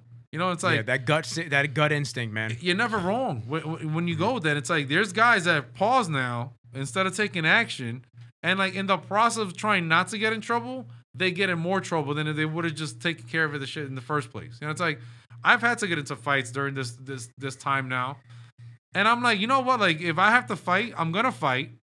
And I'll worry about the consequences after. It's like at least if like even But if it's on a if I need to basis. If I need to fight, if I am forced to that point, like where I have to use like physical force to detain somebody, I'm not worried about fucking using force. Like I'm not trying to kill this guy, you know, like, but like I'm gonna try to bring him down as fast and as quick as possible with the minimum amount of damage, right? And that's why I train, right?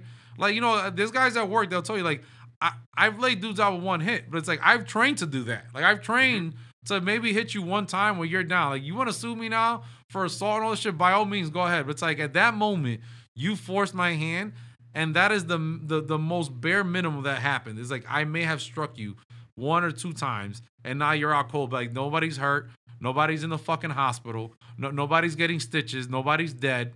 And it's like I'd rather like at that moment, I'd rather take that action. You want to put me before a jury after that? No problem. Like I'll never be ashamed to say, you know what, that I did my fucking job. And guys are afraid to do their job. Like guys are getting hurt, people are getting hurt, and it's not just cops getting hurt. When a cop is afraid to do his job, Civilians are getting civilians are getting hurt. The innocent. And I kind of want to finish on this because I know you got to go. No, that's why. Yeah, That's yeah. why No, I because try to bring it back to I know that. you got to go. Number one, because we've been going for 2.5 hours. I know you got to. We could go on this topic forever. No. It's I know. like, I want to just end on this on the note of the civilians get hurt. That's what happens because when an officer is afraid to go to a spot because he's going to be accused of doing something incorrectly, using too much force to try to de-escalate something, whatever the case may be, or he just does not respond to that call anymore, like in Atlanta. Now who's saving that person that called that was scared? my biggest fear, like, and I, you know, my biggest fear with this is when cops stop doing their jobs, civilians are gonna be forced to do theirs. You get what I'm saying? Like, And when you have, and a lot of these people carry in a lot of these states, when you have somebody who's not trained on law, on penal law procedures or criminal procedures, like, and they start to react because they feel threatened, it's gonna be so much worse than like having that shit done by a cop.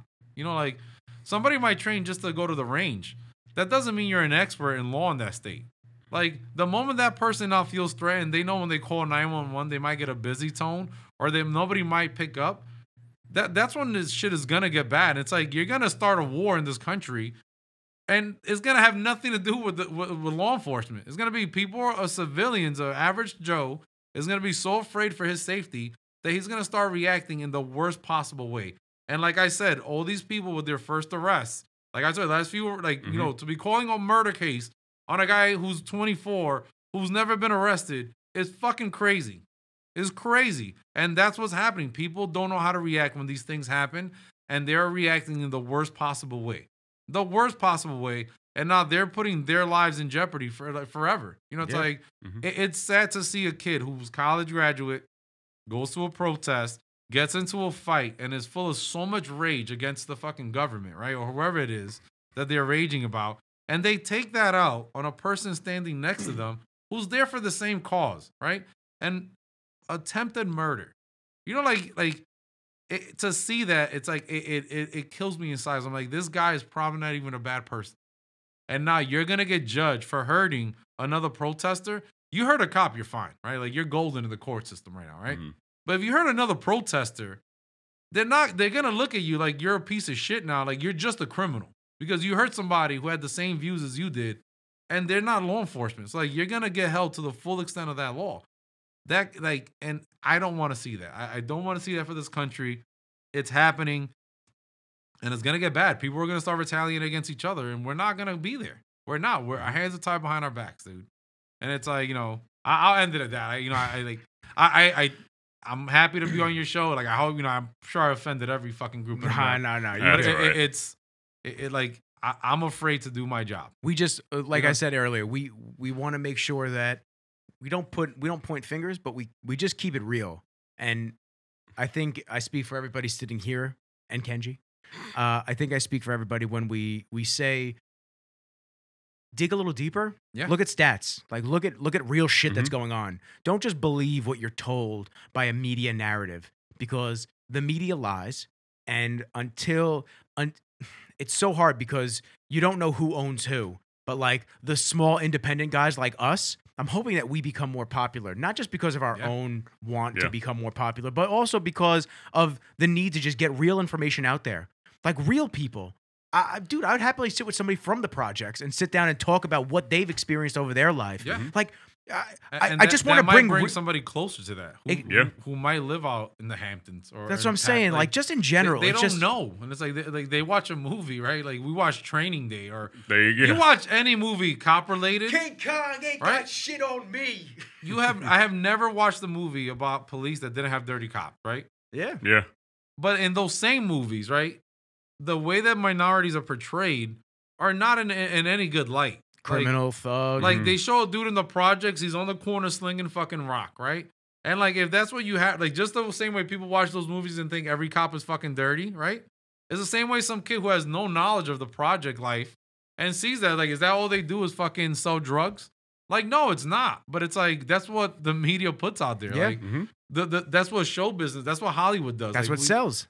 Yeah. They make Unfortunately, movies based off of stereotypes. Yeah. That's it. Sex and controversy sells. That's it. And it's like now you have people trying to ban movies, and it's like what? Oh, like fucking exhausting. They want to blow up Mount Rushmore. Yeah, like crazy. I saw they were complaining Cancel about 4th of Tropic. July. You guys Cancel watch Tropic Thunder, right? Yeah. Yeah, of course. Now they're complaining about They're it? complaining about Robert Downey's character, and I'm like, really? Like, okay. Well, what about Chappelle when he white faced?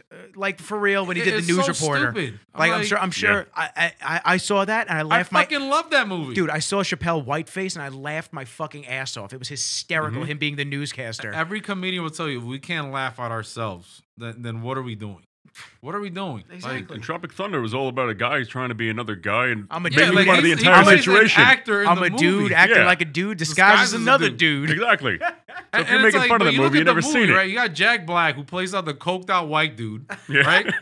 Then Ben Stiller's literally a simple Jack who's retarded. Like, and they say retard 100 million times. Could you imagine if Simple Jack came out today? Yeah, could like, you imagine dude, you can't even say retard anymore. I'm sure you have to like probably bleep this out, right?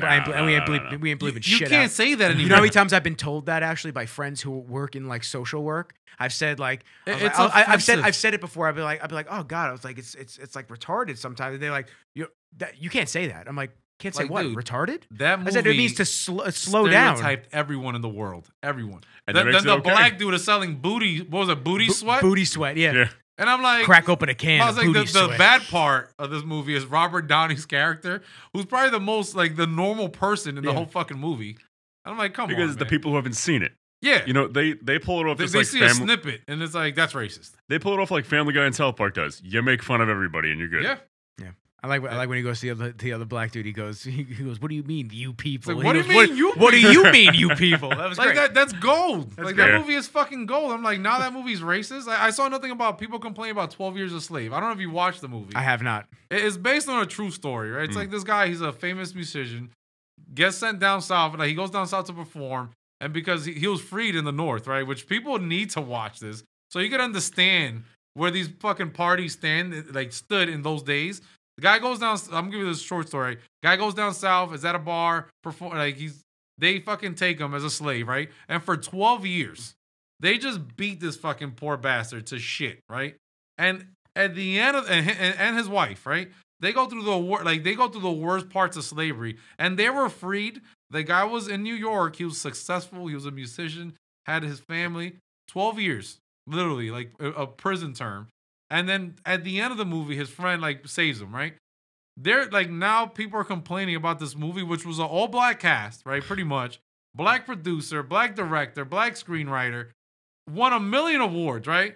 Because like you never in Hollywood, they started complaining there's not enough black producers or not enough female producers and directors, right? So like, they finally get that.